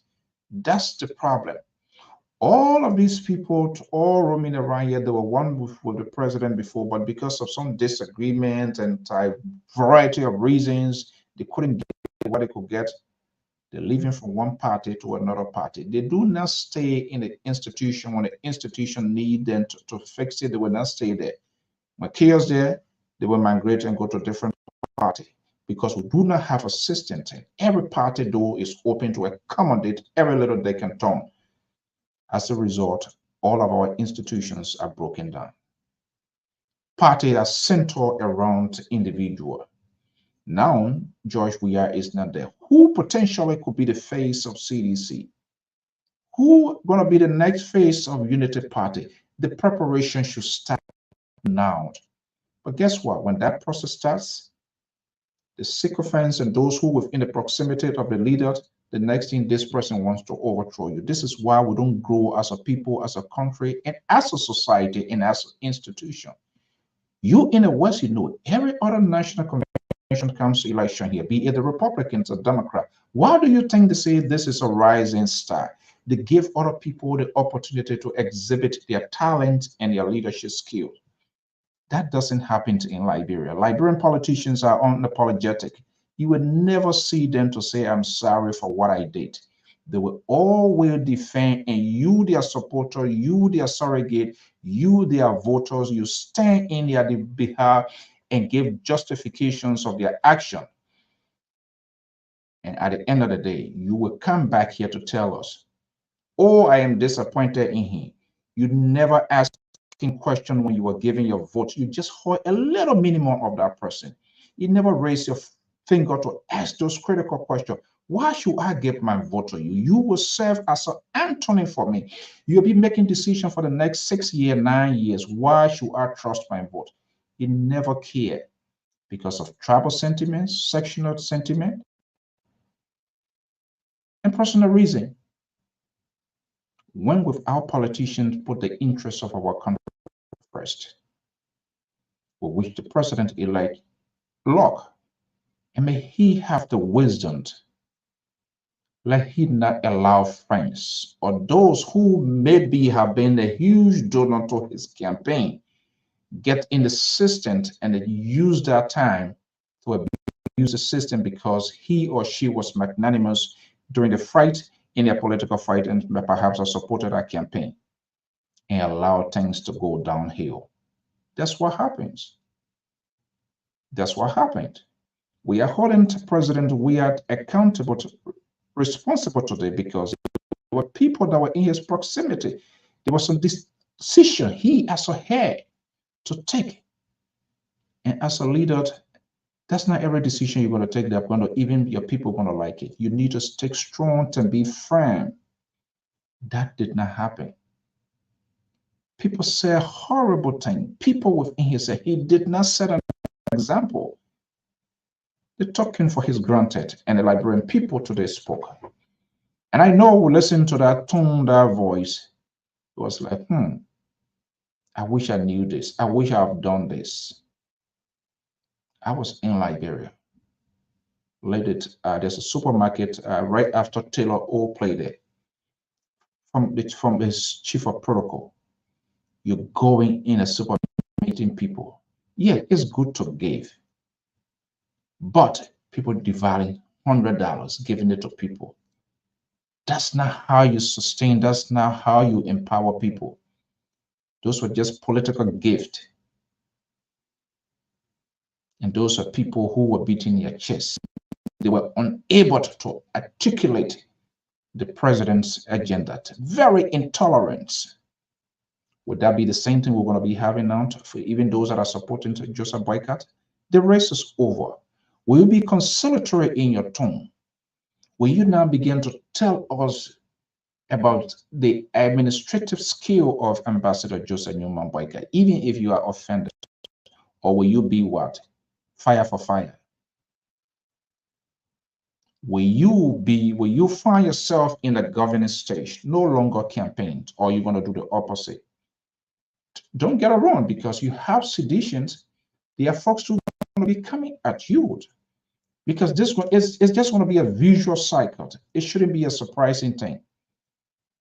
Are we all willing to embrace that storm for the good of the country? A leader to listen. You should be sensitive, be the last to talk, to speak, and pick up those positive signals.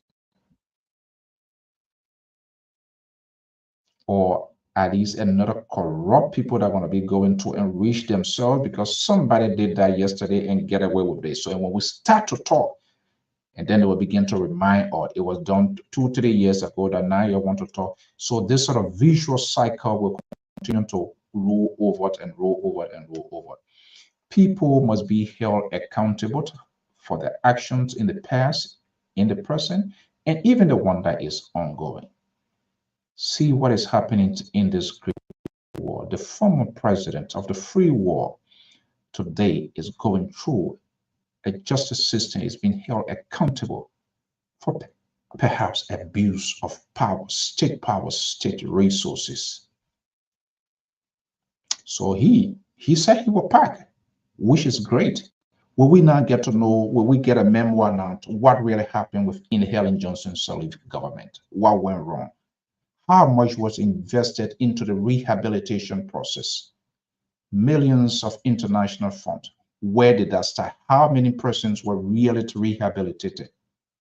Counselors, psychiatrists, treatment plans is not just taking somebody from in the street and carry them in the eat and next year they go outside. That's not a job of senators or representatives.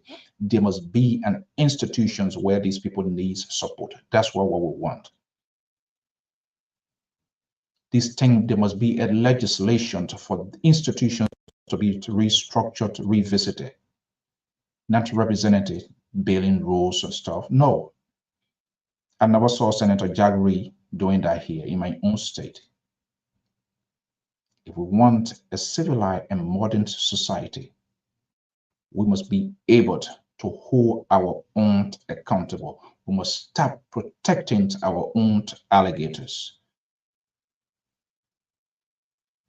They're going to be fighting. Are they most of the talking? I was this. I want to go to this other ministry. I want to go to this other corporation. Because other people were there and they were benefited. They're then looking at the greater portion that the country needs to be resurrected. We want to applaud Liberian and say kudos to the president and the government, because he spoke, and I think that settles the score. Seditions go home, because he knows, you know what it means? That you're a minister, you city mayor, and after tomorrow, we know what happens when people want to leave offices after 1 month, 2 months, to tell them, say, accept. He is going through a bereavement. I would say a bereavement time. It's almost like a mind and power or wealth. Everybody got involved in an accident, because imagination, your hair will be crowded.